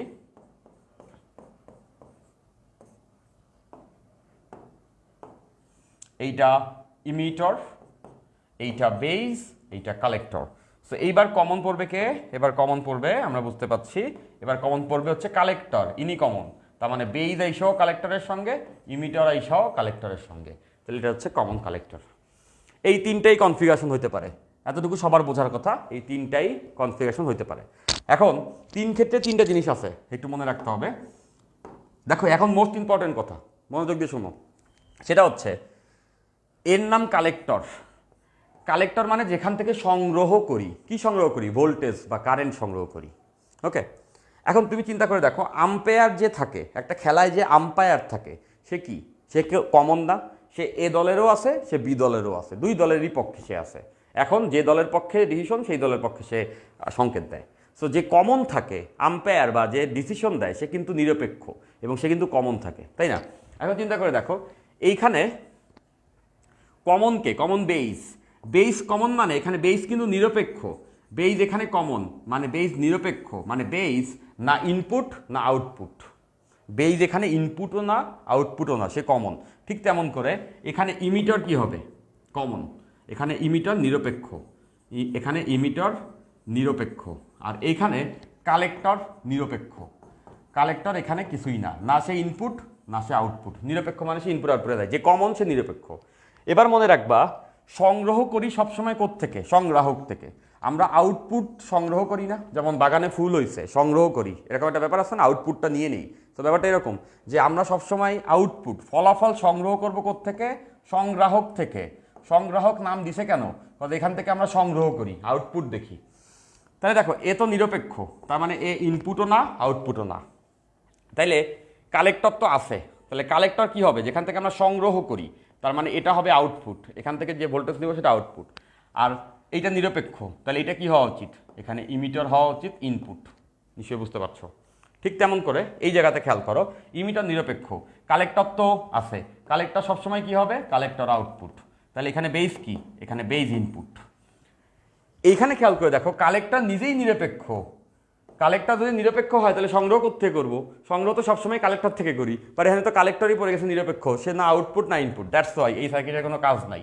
কমন কালেক্টর বা সিসি এটা কখনো তেমন কোনো কাজে লাগে না, যেহেতু যেখান থেকে আউটপুট সংগ্রহ করব সেটারই আমি আসলে নিরপেক্ষ আম্পায়ার বানাই দিছি। সো ওখানে কিছু যায় আসে না। নিশ্চয়ই বুঝতে পারছো জিনিসগুলো কীভাবে করে ঘটে। আচ্ছা ফাইন, এবার দেখো আমরা যদি এখানে ফলাফল বের করতে চাই, দেখো আমরা সবসময় জানি আউটপুট বাই ইনপুট, এটা আমরা ইফিসিয়েন্সির মতো চিন্তা করি না, আউটপুট বাই ইনপুট। এখানে আউটপুট হচ্ছে কালেক্টরের কারেন্ট মানে আইসি, আর এখানে ইনপুট হচ্ছে ইমিটরের কারেন্ট মানে আইই। এই যে আইসি বাই আইই এটাকে বলা হয় আলফা। আইসি বাই আইই বলা হয় আলফা। আইসি বাই আইকে বলা হয় আলফা, অনেকটা ইফিসিয়েন্সির মতো, তাই না? এবং আলফার বাংলা নাম কি? প্রবাহ বিবর্ধক গুণক, বা ইংলিশে বলা হয় কারেন্ট অ্যাম্প্লিফিকেশন ফ্যাক্টর। এটা দুইটা নামেই ডাকে, কারেন্ট অ্যাম্প্লিফিকেশন ফ্যাক্টর অথবা প্রবাহ বিবর্ধক গুণক।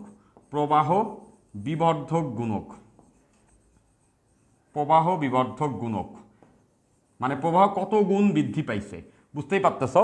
আইসি equals to alpha into I, মানে আই তো ইনপুট, তাহলে এই আই এর সঙ্গে আলফা গুণ করে দিলে আমি পেয়ে যাব আউটপুট কত গুণ বৃদ্ধি পাইছে। নিশ্চয়ই বুঝতে পারতেছো, এটাকে বলা হয় প্রবাহ বিবর্ধক গুণক।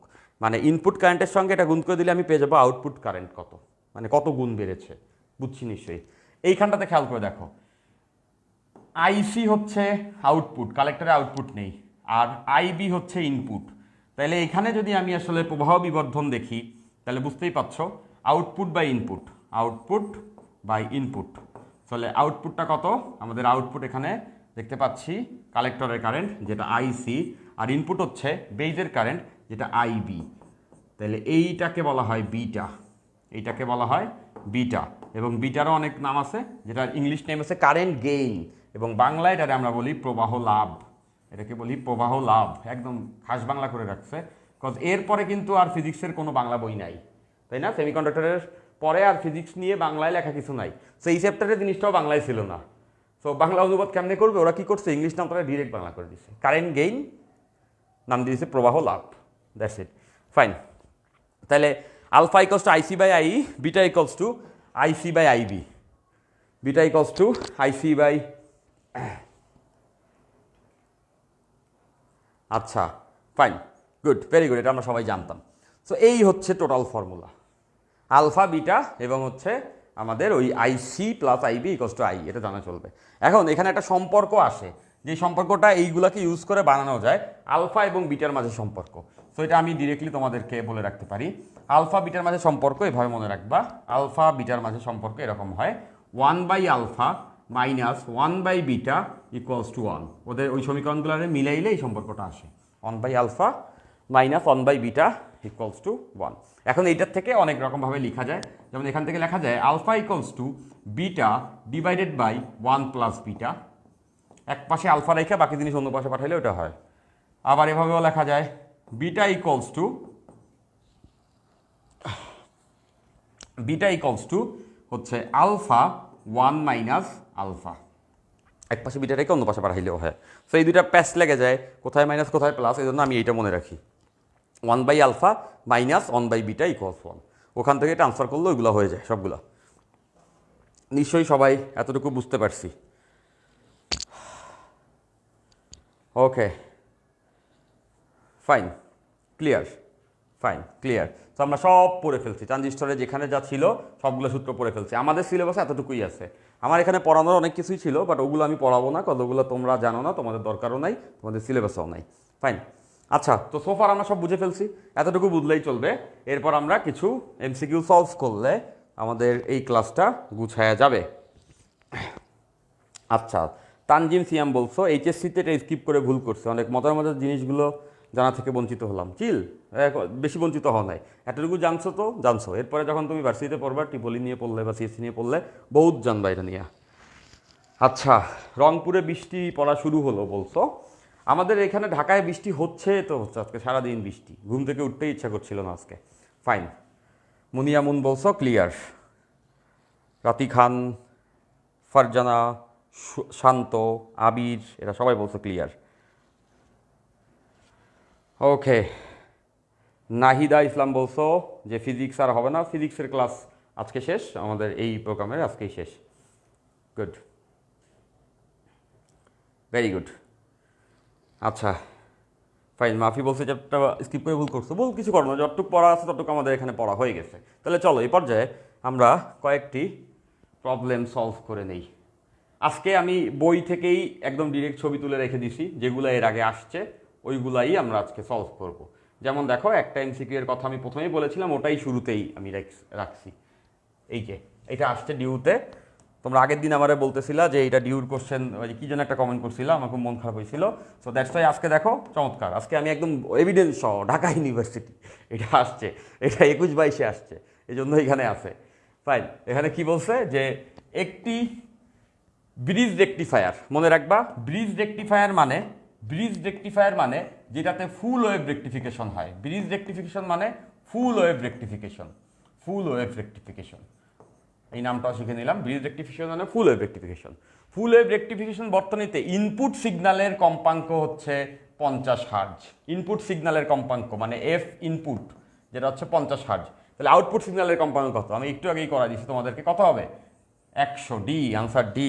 আমরা দেখেছিলাম ক্লাসের মাঝেই, আমরা এটা দেখেছি সবাই, যে এইখানটাতে আমরা পড়ছি, কোথায়? এই যে এখানে পড়ছি, যে ইনপুট সিগন্যালের থেকে দ্বিগুণ হয় আউটপুট সিগন্যালে। তাহলে ইনপুটে 50 হয়, ফুল ওয়েভ রেকটিফিকেশন মানে ব্রিজ রেকটিফিকেশন, তার মানে 100 হবে। ওখানে হবে 100, ওখানে হবে হচ্ছে 100। তাহলে বুঝে গেছে সবাই যে এইটা হচ্ছে 100 hertz. D, answer D. Clear? Good, very good. এই যে সবাই পারছো, ভেরি গুড। এই একটাই কাজের এমসিকিউ এর আগে আসছে, এরপর চলো আমরা চলে যাই আরেকটা এমসিকিউ এ। ফাইন, এইখানে একটা এমসিকিউ আছে। এই এমসিকিউ এ কি বলছে? এই এমসিকিউ এ যেটা বলা হয়েছে যে স্বাভাবিক তাপমাত্রায় পি টাইপ অর্ধপরিবাহীর আধান পরিবাহী কোনটা? পি টাইপ অর্ধপরিবাহীর আধান পরিবাহী কোনটা? নিশ্চয়ই বুঝতে পারছো, স্বাভাবিক তাপমাত্রায় পি টাইপ অর্ধপরিবাহী আধান পরিবাহক কোনটা হবে? হোল।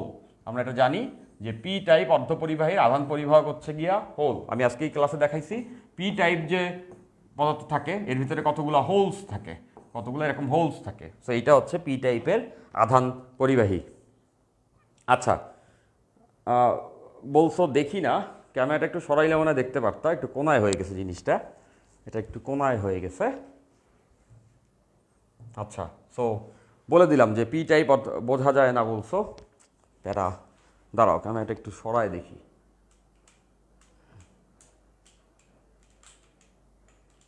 একটু ঠিক করে দিচ্ছি, এইবার বোধহয় দেখা যাচ্ছে, এইবার হোপফুলি দেখা যাচ্ছে, তাই না? সরাই দিছি, এবার দেখা যাওয়ার কথা।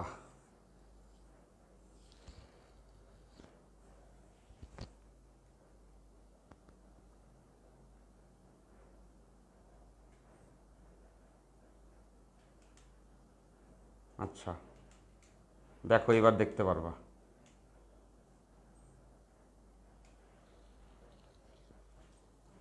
গুড, এইবার দেখতে পারা উচিত। আচ্ছা,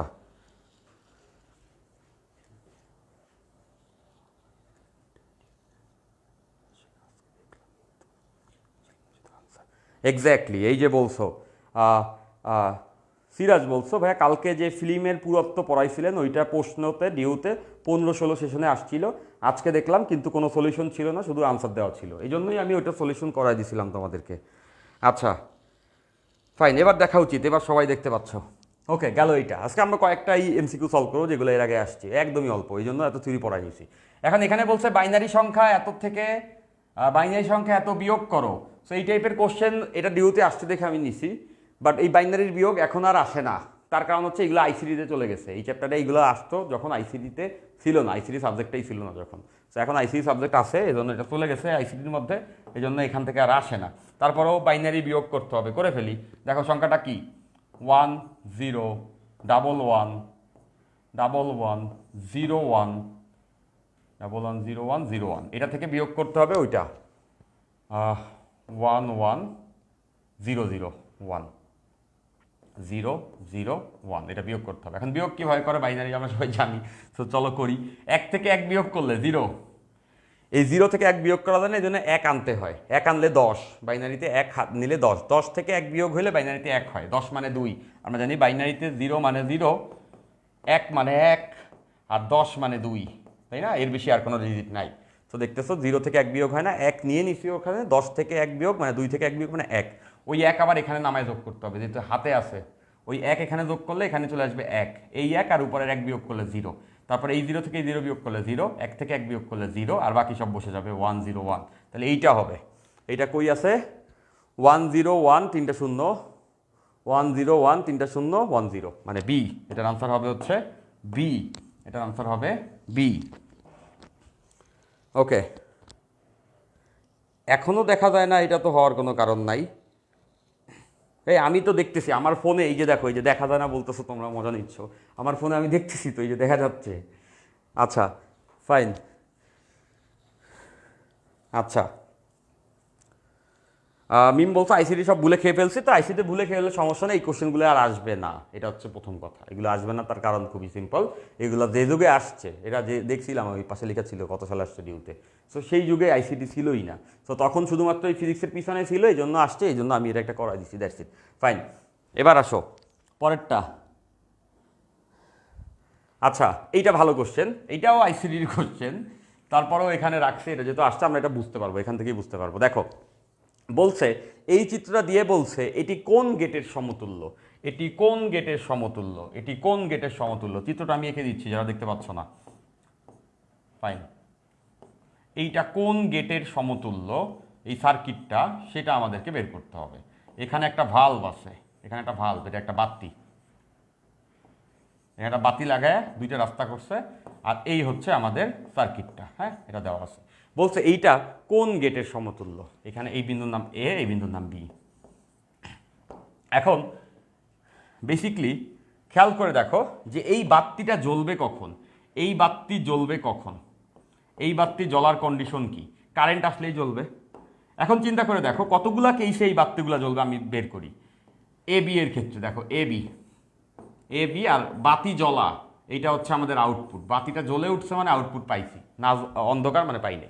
আমি যদি এই সুইচটা অন করে দিই, এ অন করে দিলাম, বি বন্ধ, মানে সোজা কথা এটা লাগাই দিছি, এটা বন্ধ, তাহলে কারেন্ট কি উপরেরটা দিয়ে আসবে, বাতি কিন্তু জ্বলবে।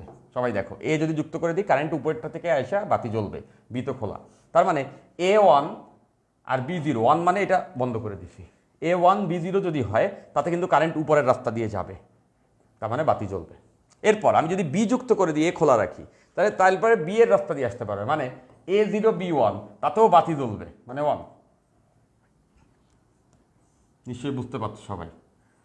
ফাইন। দেন যদি আমি আরেকটা কাজ করি, দুইটাই জোড়া দিয়ে দিই, তাহলে তো ভালোই, দুইটা রাস্তা আটকে গেছে, মানে দুই দিক দিয়ে কারেন্ট যায়, এই বাতি জ্বলবে। মানে আমি যদি দুইটা রাস্তাও অন করে দিই, তাইলেও কিন্তু বাতি জ্বলবে। এখন 3 নাম্বার কেস যদি এটা করি, দুইটাই খোলা, A0 B0, A0 B0, তাহলে কি বাতি জ্বলবে? দুইটা রাস্তাই খোলা, কারেন্ট যাওয়ার কোনো পথই বাকি নাই, বাতি জ্বলবে না। তাহলে এইটা কোন গেটের মতো বলো তো? সবাই এটা জানার কথা। এইটা কোন গেটের আউটপুট বলো তো? এইটা কিন্তু অর গেটের আউটপুট, এইটা অর গেটের আউটপুট, এইটা অর গেটের আউটপুট। সবারই জানার কথা যে একটা এক হইলেই জ্বলে, অথবা দুইটা এক হইলে জ্বলে, একটাও এক না হইলেও জ্বলে না, মানে অর গেট। অর গেট কই? A number, answer A, OR gate, answer A, OR gate, answer A, OR gate. হ্যাঁ, তুমি শেষ ক্লাস, গুড। ববি আনসার দিছো এ, অনেকেই আনসার দিছো এ। আচ্ছা ফাইন, গেল। এরপর এখানে একটা, এটা ডিউতে আসছে 16 সালে, বলছে তাপমাত্রা বাড়লে অর্ধপরিবাহীর রোধের কি হয়? তাপমাত্রা বাড়লে অর্ধপরিবাহীর রোধের কি হয়? মনে রাখবা, অর্ধপরিবাহীর ক্ষেত্রে তাপমাত্রা এবং রোধের গ্রাফটা একটু মনে রাখতে হবে। ওকে, আচ্ছা, এদিকে তাপমাত্রা, এইদিকে হচ্ছে রোধ। পরিবাহীর ক্ষেত্রে গ্রাফটা এরকম হয়, পরিবাহী এরকম না, একটু কার্ভ হয়, এরকম হয় পরিবাহীর ক্ষেত্রে। পরিবাহীতে আমরা দেখতে পাচ্ছি যে তাপমাত্রা বাড়ার সঙ্গে সঙ্গে রোধটাও বাড়তেছে, উপরে উঠতেছে। আর অর্ধ পরিবাহীর ক্ষেত্রে গ্রাফটা এরকম হয়, এটা হচ্ছে অর্ধ পরিবাহী। এই গ্রাফটা মনে রাখতে পারো, অর্ধ পরিবাহী। এবং অর্ধ পরিবাহীর ক্ষেত্রে উল্টো ঘটনা দেখতেছো। অর্ধ পরিবাহীর ক্ষেত্রে তাপমাত্রা যখন বাড়ে, তাপমাত্রা যখন সামনে যায়, দেখো এই যে রোধ, এখানে তাপমাত্রা, রোধ এখানে, দেখতে পাচ্ছ, এটা অর্ধপরিবাহী। তাপমাত্রা এখানে কম আছে, রোধ অনেক বেশি, বাট এইখানে খেয়াল করে দেখো, তাপমাত্রা আমরা বাড়ায় এখানে নিয়ে আসছি, রোধ কমে গেছে, কমে তাপমাত্রার সঙ্গে, তাহলে আনসার হবে কমবে। অর্ধপরিবাহীর ক্ষেত্রে তাপমাত্রার সঙ্গে রোধ কমবে। সাদিয়া জাহান বলছে গেট তো ভুলে গেছো। হ্যাঁ, গেট তুমি ভুলেই যাবো, ওইখান থেকে কোশ্চেন আসবে না, এটা দেখায় বিপদে বললাম। সেটা হচ্ছে এখান থেকে কোশ্চেন আসবে না, এটা আমি জানি আসবে না। সো তারপরেও কোশ্চেন পাই নাই, ফ্রাঙ্কলি স্পিকিং। আজকে যে তোমাদের কোশ্চেন দেখাবো যে ডিউতে এখান থেকে কী কোশ্চেন আসছে, এই একটা কোশ্চেনই সলিড আসছে, এই একটা কোশ্চেনই সলিড এর আগে আসছে, সেটা হচ্ছে গিয়া এইটা না, সরি, এটা আসছে 21-এ। দেখছো এটা কি গেটের কোশ্চেন? এটা তো আমাদের সিম্পল সেমিকন্ডাক্টরের কোশ্চেন। এখান থেকে যদি তোমাদের কোশ্চেন আসে ডিউতে, পরীক্ষা হলে মিলাই নিও, দেখবা যে আসবে সব হচ্ছে আমরা যা যা পড়ছি, মানে ওই সেমিকন্ডাক্টরের পার্টটা থেকে। গেটের পার্টটা এখানে কেন ফিজিক্সে? আগে আইসিডি ছিল না, বিচ্ছিন্ন গণিতেও আগে লাস্টে এই অংশগুলো ছিল না, তখন ফিজিক্স বইয়ের পিছনে জোড়াই দিছিল। এরপর আইসির আসার পর এটা বাদ দিছে, এখন তো এটা জানে বাস্তবিক কর্তৃপক্ষ, আসার কোনো কারণ নাই। তারপরেও আমি কি করছি, কোশ্চেন পাই নেই খুঁজা, এই যা পাইছি ওই উঠেছি আর কি, বুঝছো তো? এখান থেকে কোশ্চেন একটু কম আসে, এটা তো প্রথমে বলে দিলাম। ফাইন, তো ভয়ের কোনো কারণ নাই আর কি, এই। আচ্ছা ফাইন, এরপর এইটা, এখানে অনেকগুলো কোশ্চেন, একবারে 4টা। হ্যাঁ, এই 4টা আমরা একবারে দেখি, ইজি কোশ্চেন সব। দেখো সবগুলো পারবো আমরা, সোজা কোশ্চেন। বলছে একটি ট্রানজিস্টরের current gain alpha equals to 0.5। ট্রানজিস্টরের কারেন্ট গেইন আলফা হচ্ছে 0.5, এবং ইমিটারের কারেন্ট আই হচ্ছে 2 milliampere, I 2 milliampere, এবং হচ্ছে বেস কারেন্ট আইবি কত?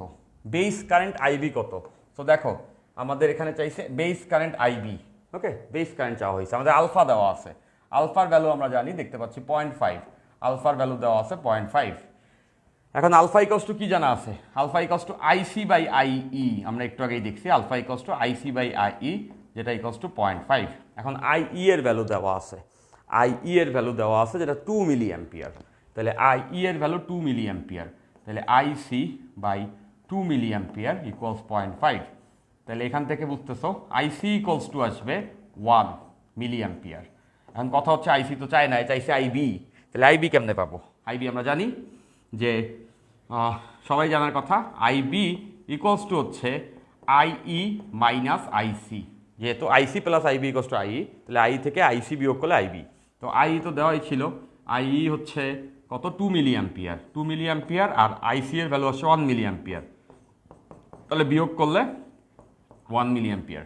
কই কই কই কই কই এখানে আনসারও করে দেওয়া আছে, D number 1 milliampere, D number 1 milliampere. সবাই এটা পারছো, গুড, ভেরি গুড, পারছি সবাই আমরা। এরপরে আসো, এরপরে কোনটা, এরপরে হচ্ছে 14 নাম্বার। এখানে কি বলছে, 14 নাম্বারে বলছে যে ট্রানজিস্টরের পিট এবং সংগ্রাহক, পিট বলতে আইবি, আইবি দেওয়া, আর দেওয়া হচ্ছে সংগ্রাহক মানে আইই, আইবি এবং আই দেওয়া। বিবর্ধক গুণক নির্ণয় করো, বিবর্ধক গুণক, কারেন্ট অ্যাম্পলিফিকেশন ফ্যাক্টর, কারেন্ট বিবর্ধক গুণক, প্রবাহ বিবর্ধক গুণক মানে আলফা, আলফা ইকুয়ালস টু আমরা জানি IC by IB, IC by IB.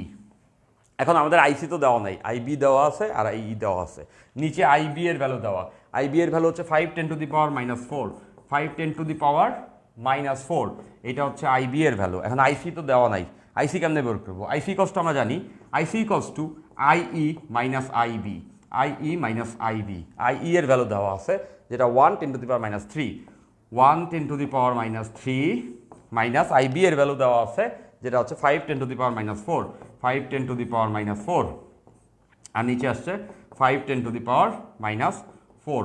তাহলে উপর থেকে আমরা হচ্ছে বিয়োগ টিয়োগ করতে পারি এবং এইটা কাটাকাটি করে নিলে, সম্পূর্ণ বিয়োগ করে নিলে আমরা আমাদের আনসারটা পেয়ে যাব। যাই হোক, বুঝতে পারতেছো 5 10 to the power -4, 5 10 to the পাওয়ার -4কে কিন্তু এভাবে লেখা যায়, 5 10 টু দি পাওয়ার -4 ছিল, তাই না? তাহলে এখানে তো 10 টু দি পাওয়ার আবার -3, তো দুইটার পাওয়ার একই রকম করে নিই, তাহলে বিয়োগ করতে সুবিধা হবে। তাইলে আমরা এটা করতে পারি যে 0.5 ইন্টু 10 টু দি পাওয়ার -3 মিলছে, 5 10 টু দি পাওয়ার -4 মানে 0.5 10 টু দি পাওয়ার -3।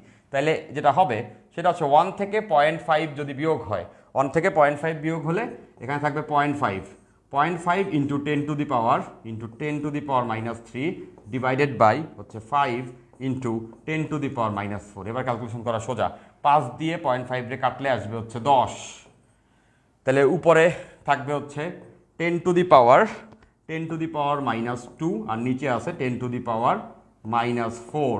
তাহলে এটা যখন উপরে যাবে, বুঝতেই পারছো, এটা যখন উপরে যাবে তখন সেটা হয়ে যাবে হচ্ছে যোগ হয়ে যাবে, মানে এটা হচ্ছে গিয়া যোগ যদি হয়ে যায় তাহলে আসবে 10 এর স্কোয়ার। বাট আমি কিন্তু সব কিছু মিলি অ্যাম্পিয়ারে বসাইছি, তাই না?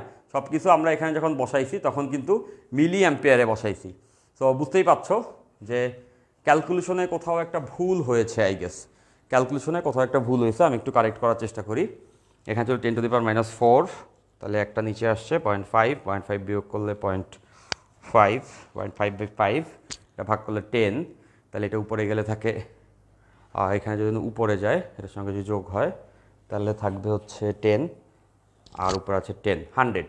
তো এখানে তো আনসার ভুল আছে, এখানে আনসার ভুল আছে, খেয়াল করে দেখো এখানে আনসার ভুল আছে, এই ভাগ করলে এইটা আসে না, এই ভাগ করলে ওখানে যেটা আসছে ওইটা আসে না, ভাই ভুল আছে, এক্স্যাক্টলি দেওয়া আছে আইবি না, এখানে ভুল আছে, এখানে ভুল আছে, আনসার আসবে 100। দেখো এখানে ভুল আছে, আনসার আসবে 100, এখানে কোথাও 100 নাই, মানে কোনোটি নয়। অনেকে বলতেছে ভাই ভুল দেওয়া আছে, না ভুল দেওয়া নাই, তাই না? ভুল দেওয়া নাই, কারণ এখানে তো অপশন ডি আছে, কোনোটি নয়, তাহলে তো ঠিকই আছে কোশ্চেন, আনসার একটা সঙ্গে মিলে নাই, কোনোটি নয়।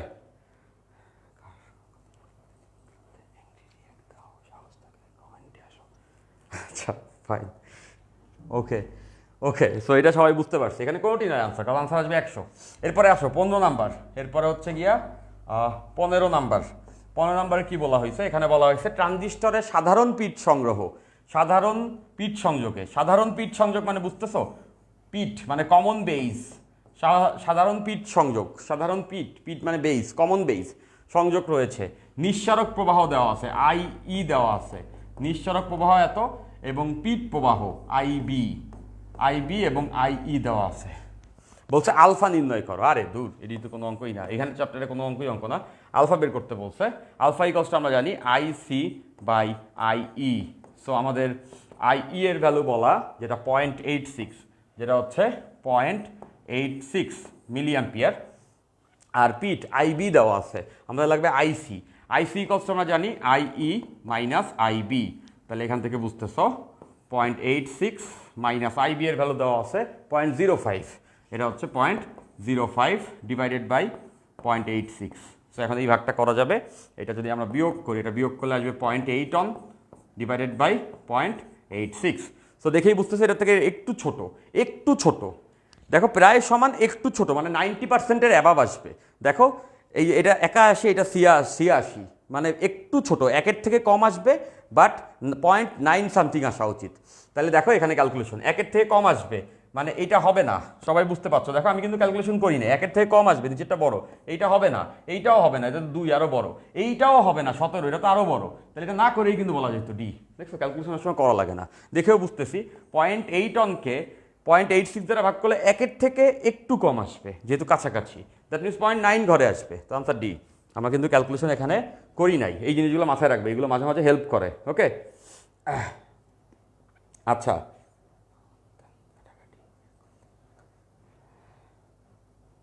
আচ্ছা ফাইন।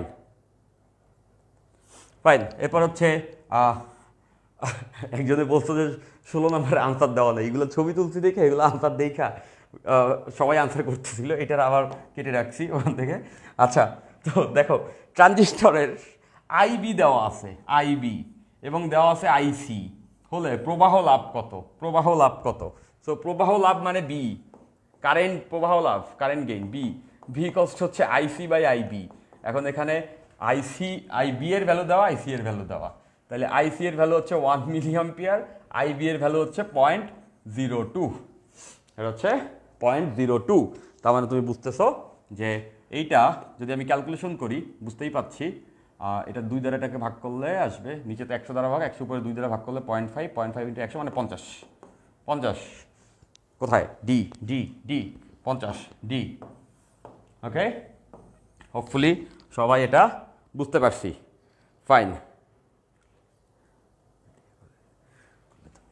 ক্যালকুলেটর দিয়ে করলে মিলে, এইটা তো হওয়ার কথা না। আমি ক্যালকুলেশন এখানে কোথাও ভুল যদি না করে থাকি, তাহলে আমি একটু দেখি ক্যালকুলেশনটা আরেকবার। সেটা হচ্ছে এইখানে ছিল কোনটা আমাদের ক্যালকুলেশনের কনফিউশন, এখানে তাহলে IB দেওয়া ছিল, IB এর ভ্যালু দেওয়া ছিল, আমাদের আলফা বের করতে হবে, বিভক্ত গুণক আলফা ইকুয়াল IC/IB। তাহলে IC/IE,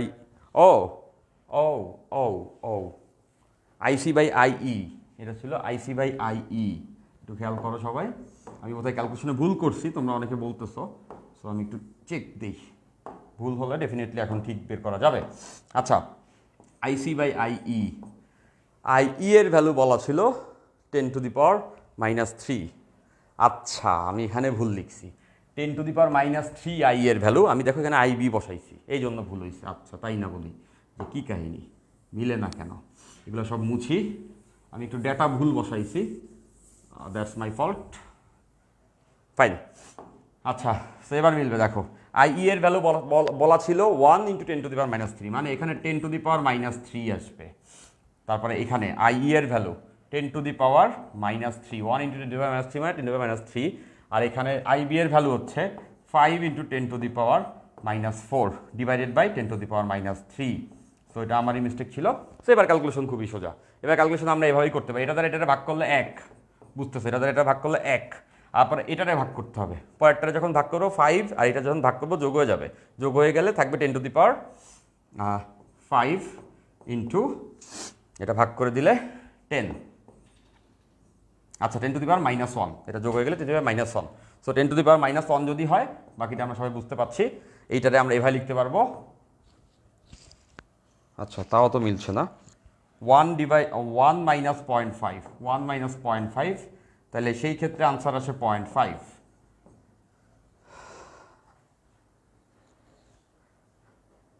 আচ্ছা ফাইন, ঠিকই আছে, ঠিকই আছে, কোশ্চেনে ভুল, আমার ভুল ছিল না। সেটা হচ্ছে এখানে বলছে প্রবাহ গুণক, প্রবাহ গুণক মানে প্রবাহ বিবর্ধক গুণক, আলফা বুঝাইছে, বাট ওরা বের করছে তো বিটা, ওরা তো বের করছে বিটা, বিটা তো বলে নাই। এখানে দেখো আইবি বের করছে, এই জন্য ওদের একটা আনসার আসছে 1, বাট আনসার কোনোটি নয়ই হবে, 0.5 আসে। প্রবাহ গুণক বলতে কোনটারে বোঝায়? ক্লাসে কিন্তু আমরা দেখছি, এই যে তোমরা খেয়াল করছো নিশ্চয়ই, এখানে কোশ্চেনেই ভুল ছিল।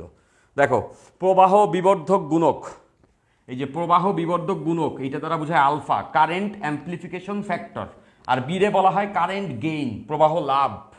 তো বিবর্ধক গুণক বলতে বলা হয় আলফা বোঝায়, বিবর্ধক গুণক বলতে আলফা বোঝায়। তাহলে দেখো ওখানে ওটা আমার ঠিকই ছিল, সেটা হচ্ছে কোথায় কোথায়, এই যে এখানে বলছে প্রবাহ গুণক, বিবর্ধক গুণক, প্রবাহ বিবর্ধক মানে আলফা বের করতে বলছে, বাট এখানে সলিউশনে দেখো বিটা বের করে রাখছে, ওটা হয় নাই। আমাদের আলফা যদি বের করি আনসার আসে 0.5, কোনোটার সঙ্গে 0.5 মেলে না, কোনোটি নয় আনসার, ঠিকই আছে, তাই না? ঠিকই আছে, ঠিকই আছে, ফাইন গেল লাস্ট। ওকে, সো এখানে বাইনারি একটা বিয়োগ করতে বলছে, এখানে হচ্ছে বাইনারি সংখ্যা যোগ করতে বলছে। সো বাইনারি যোগ করা সোজা আছে, দেখো 1 0 0 0 1 1, আর ওইটা আছে হচ্ছে 1 0 1 1 0 1। বিয়োগ করা খুবই সোজা, 1 থেকে 1 বিয়োগ করলে 0, 1 থেকে 0 বিয়োগ করলে 1, 0 থেকে 1 বিয়োগ করলে 1 আনবো, 10 থেকে 1 বিয়োগ করতেছি মানে 1, ওই 1 এখানে নামবে মানে 10 হয়ে যাবে, ওই 1 এখানে সরি আমরা তো যোগ করছি, আমরা যোগ করছি, তাহলে যোগ যদি করি তাহলে 1 এবং 1 যোগ করলে 0, হাতে থাকে 1, ওই 1 এখানে এসে যোগ হইলে 1 আর 1 যোগ হইলে 0, হাতে 1, ওই 1 এখানে যোগ হইলে 1 আর 1 0, হাতে 1, ওই 1 এখানে এসে যোগ হইলে 1 আর 1 0, হাতে 1, ওই 1 এখানে যোগ হইলে 1 আর 1 0, হাতে 1, সো এইখানে 11, 1 আর 1 যোগ করলে 10, তার সঙ্গে আরও 1 যোগ করলে 11 মানে 3, এইটা হওয়া উচিত, এই যে এক্স্যাক্টলি, হ্যাঁ এটা কোথায় কোথায় কোথায় কোথায় কোথায় কোথায়, এই যে 1 নাম্বার, সবাই পারছি, যোগ দেখাই দিলাম বাইনারি। এরপর ফাইন 8 নাম্বার বলছে একটি কমন এমিটার ট্রানজিস্টরে, কমন এমিটার মানে সিই, কমন এমিটার ট্রানজিস্টরে বিটা দেওয়া আছে এত, আইবি দেওয়া আছে, আলফা কত। তো বিটা দেওয়া থাকলে আমরা ডিরেক্টলি কিন্তু আলফা বের করতে পারি, কোনো কিছু করারই দরকার নাই। বিটা এবং আলফার মাঝে সম্পর্ক আমরা দেখছি, কি সম্পর্ক? 1 by alpha minus 1 by beta equals to 1।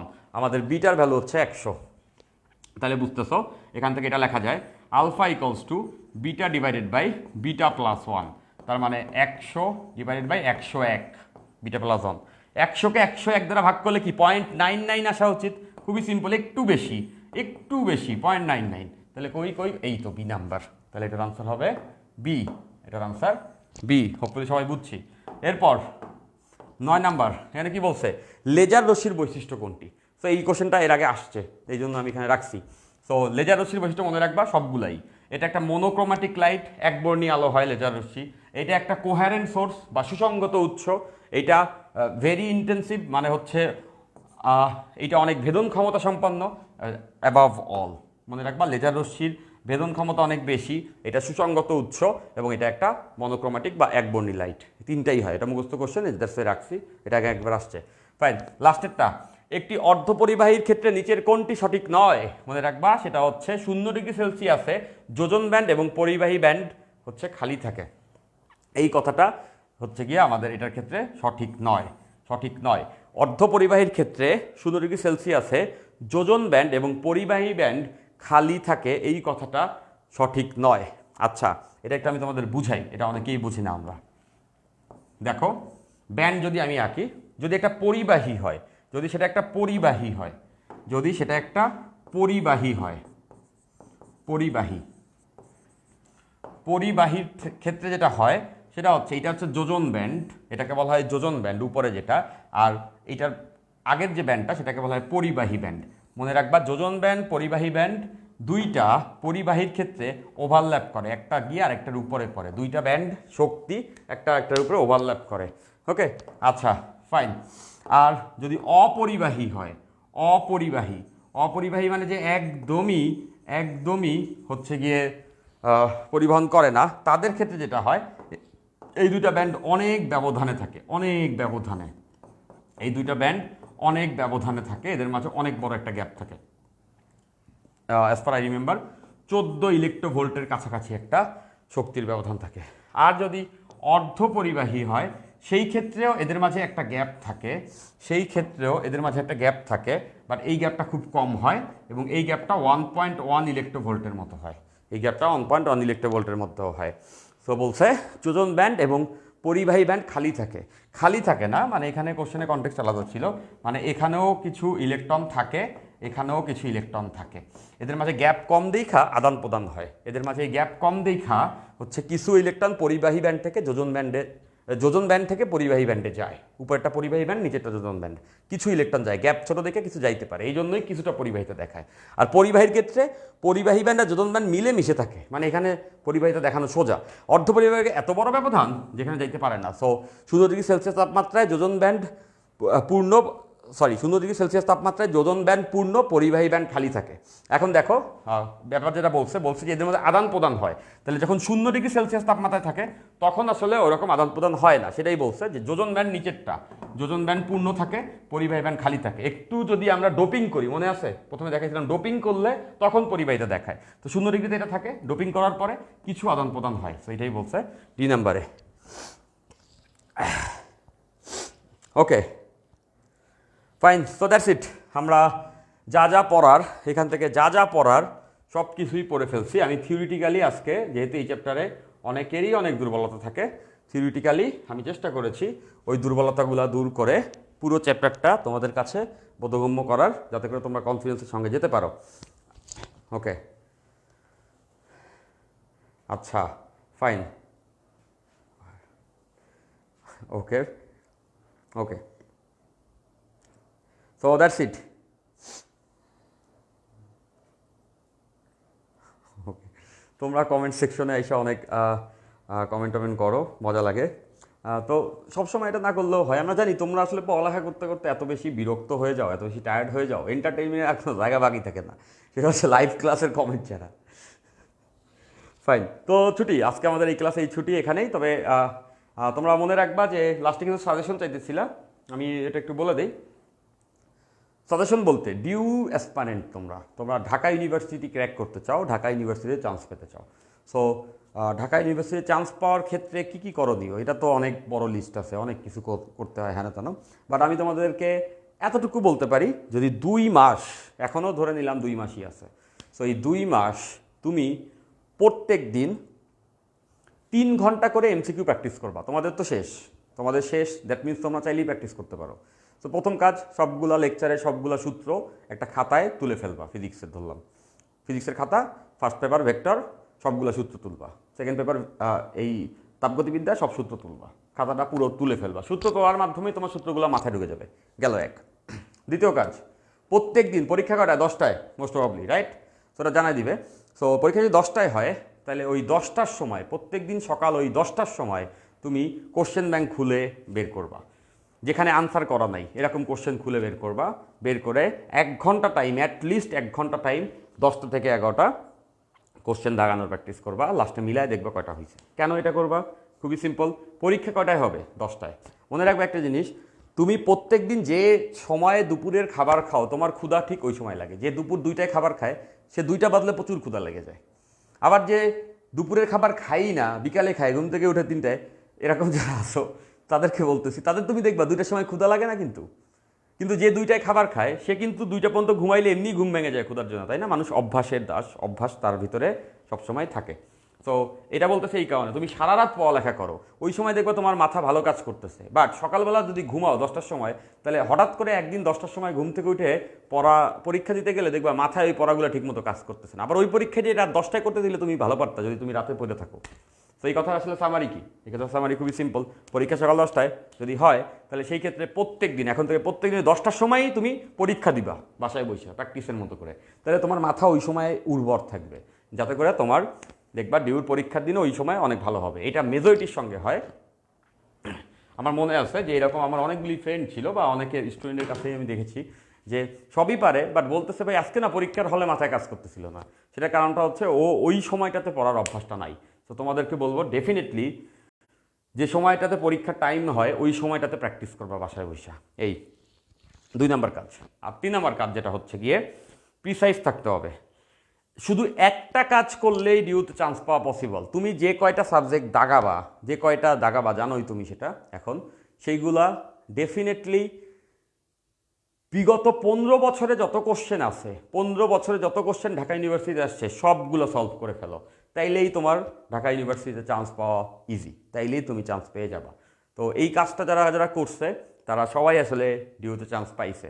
তো আমার কাছে মনে হয় এটা খুবই একটা ইজি টাস্ক, এবং ডিউর পরীক্ষা ক্র্যাক করা, আমি তোমাদের সময় যখন স্টুডেন্ট ছিলাম তখন আমার কাছে, এটা গর্ব করে বলছি না, জাস্ট তোমাদের কনফিডেন্স দেওয়ার জন্যই বলছি, আমার কাছে ডিউর পরীক্ষাটা ছিল সব থেকে ইজিয়েস্ট পরীক্ষা। আমি যেটা বিশ্বাস করতাম সেটা হচ্ছে আমি যদি বাম হাত দিয়েও অঙ্ক করে দাগাই তাতেও ডিউতে চান্স পাবো, এবং সেটা আসলে তাই হয়েছে, তাই না? সেটা এমন কোনো কঠিন কিছু ছিল না। মানে এটা দ্বারা বোঝাচ্ছি ডিউর কোশ্চেন সোজা আসে, এবং তারাই চান্স পায় যারা নিজের উপরে বিশ্বাস রাখতে পারে। যারা নিজের উপরে নিজে বিশ্বাস রাখতে পারে না, সে যত পড়ালেখা করুক পরীক্ষার হলে সে ভুল করবে, পরীক্ষার হলে সে প্যাচ লাগাই ফেলবে। তো সর্বোপরি নিজের উপরে ওই বিশ্বাসটা আনো। হ্যাঁ, তুমিই হবা একজন ঢাবিয়ান, তুমিই হবা একজন বাংলাদেশের সবথেকে বড় বিশ্ববিদ্যালয়, যেটা মানে স্টুডেন্ট সংখ্যার দিক থেকে এবং সুনামধন্য পুরনো ঢাকা ইউনিভার্সিটির একজন স্টুডেন্ট। ইনশাল্লাহ নিজের উপরে এই বিশ্বাসটা রাখবা। এবং সর্বোপরি 5 নাম্বার কাজ, তুমি যত পরিশ্রমই করো না কেন, সব কিছু তুমি পাবা কি না পাবা এটা ডিপেন্ড করে আল্লাহ তাআলার উপরে। আল্লাহ তাআলা যদি চান বা সৃষ্টিকর্তা যদি চান তাহলে ডেফিনেটলি তুমি পাবা। তিনি যদি সেটা না চান তাহলে তুমি সেটা পাবা না। দ্যাট মিনস হাত পেতে থাকতে হবে।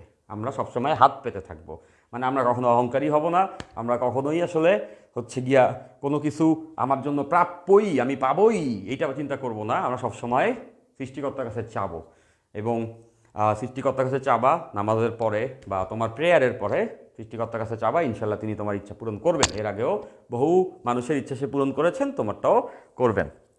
That's it. সো এখানেই শেষ ফিজিক্সের লাস্ট ক্লাসটা আমরা নিয়ে ফেললাম। সবাই মনোযোগ দিয়ে পড়ালেখা করো, এবং তোমরা চান্স পাও আর না পাও, যেটাই হোক তোমার জীবনে, মনে রাখবা ভালো কিছুই তোমার জীবনে শেষ অবধি হবে যদি তুমি পরিশ্রমী হও এবং সারা জীবনে এই মোটরতে লেগে থাকো। সে অনেকে এরকম হবে যে ডিউর প্রিপারেশন নিছো, সবই ঠিক ছিল, বাট দুনিয়াতে সবসময় তোমার সঙ্গেই ন্যায্য হবে এমন তো না। এমনও তো হইতে পারে যে তুমি সব পরিশ্রম করছো, সব কিছু করছো, তাও তুমি চান্স পাও না, এটা হইতে পারে। সেটা ক্রিয়েটার একটা ডিসিশন, তিনি হয়তো বা ওইটা তোমার না পাওয়ানোর মাধ্যমে সামনে তোমার জন্য আরও বড় কিছু রাখছেন, তাই না? কাউরে সেও বঞ্চিত তো করবেন না, আরও বড় কিছু রাখবেন। সো আমরা অনেকে যেটা করি, এই পরীক্ষা চান্স পাই না, জীবনে ডিসিশন না, দূর এইসব পরিশ্রম করে কিছু হয় না, আমি আর সারা জীবন আর কিছু করবো না, এবার শর্টকাট খুঁজবো, দুর্নীতি করবো, এইসব করবো। তো এইগুলা মাথা থেকে ঝেড়ে ফেলে দাও। এই মোটোটাতেই অটুট থাকতে হবে, পরিশ্রমীকে ক্রিয়েটর কোনোদিন ফিরান না। হয়তোবা এই পরীক্ষায়, হয়তোবা এই ঘটনায় তোমাকে যদি ফিরিয়েও দেন, তারও চান্স কম, যদি ফিরিয়েও দেন নিশ্চয়ই তোমার জন্য বড় কিছু ওয়েট করছে সামনে। তবে আমাদের এই আইডিওলজি চেঞ্জ করা যাবে না, পরিশ্রমের পথে থাকতে হবে, পরিশ্রমের সাথে থাকতে হবে, তাহলে সাফল্য যেটাকে বলে সেটা তোমার জীবনে আসবেই। আর একটা জিনিস মনে রাখবা, অধিক লোক, অনেক মানুষ যদি একজন মানুষের ভালো চায় তাতে তার ভালো হবেই। তুমি মনে রাখবা তোমার ভালো তখনই হবে যখন অনেকগুলা মানুষ মিলে তোমার জন্য দোয়া করবে, অনেকগুলা মানুষ মন থেকে চাইবে যে না, এই লোকটা ভালো, এই মানুষটা ভালো, তার ভালোটা যেন হয়। তখন তুমি দেখবা কেউ তোমার কোনো ক্ষতি করতে পারবে না, বরঞ্চ তাতে তোমার ভালোই হবে। এই কথার সামারি হচ্ছে এরকম, অধিক মানুষ ভালো তোমার তখনই চাবে যখন তুমি অধিক মানুষকে উপকৃত করবা, অধিক মানুষের সঙ্গে ভালো ব্যবহার করবা তখনই। সো তোমরা ডেফিনেটলি জীবনে যখনই যেটা করো, তোমার বন্ধু বান্ধব হতে পারে, ক্লাসের কমেন্ট সেকশন বা এনিহোয়ার, সবসময় মাথায় রাখবা যে অলওয়েজ তোমার হচ্ছে সবার সঙ্গে ভালো ব্যবহার করতে হবে, যাতে করে তার মন থেকে তোমার প্রতি একটা দোয়া আসে। তো আজকে ক্লাস এতটুকুই, আমি ক্লাসকে আর লম্বা করতে চাই না। সবাই ভালো থাকো, আল্লাহ হাফেজ, টেক কেয়ার। দেখা হবে অন্য কোনো ক্লাসে, ততদিন পর্যন্ত সবাই ভালো থাকো এবং পড়ালেখার সাথেই থাকো। আল্লাহ হাফেজ, take care, bye, see you.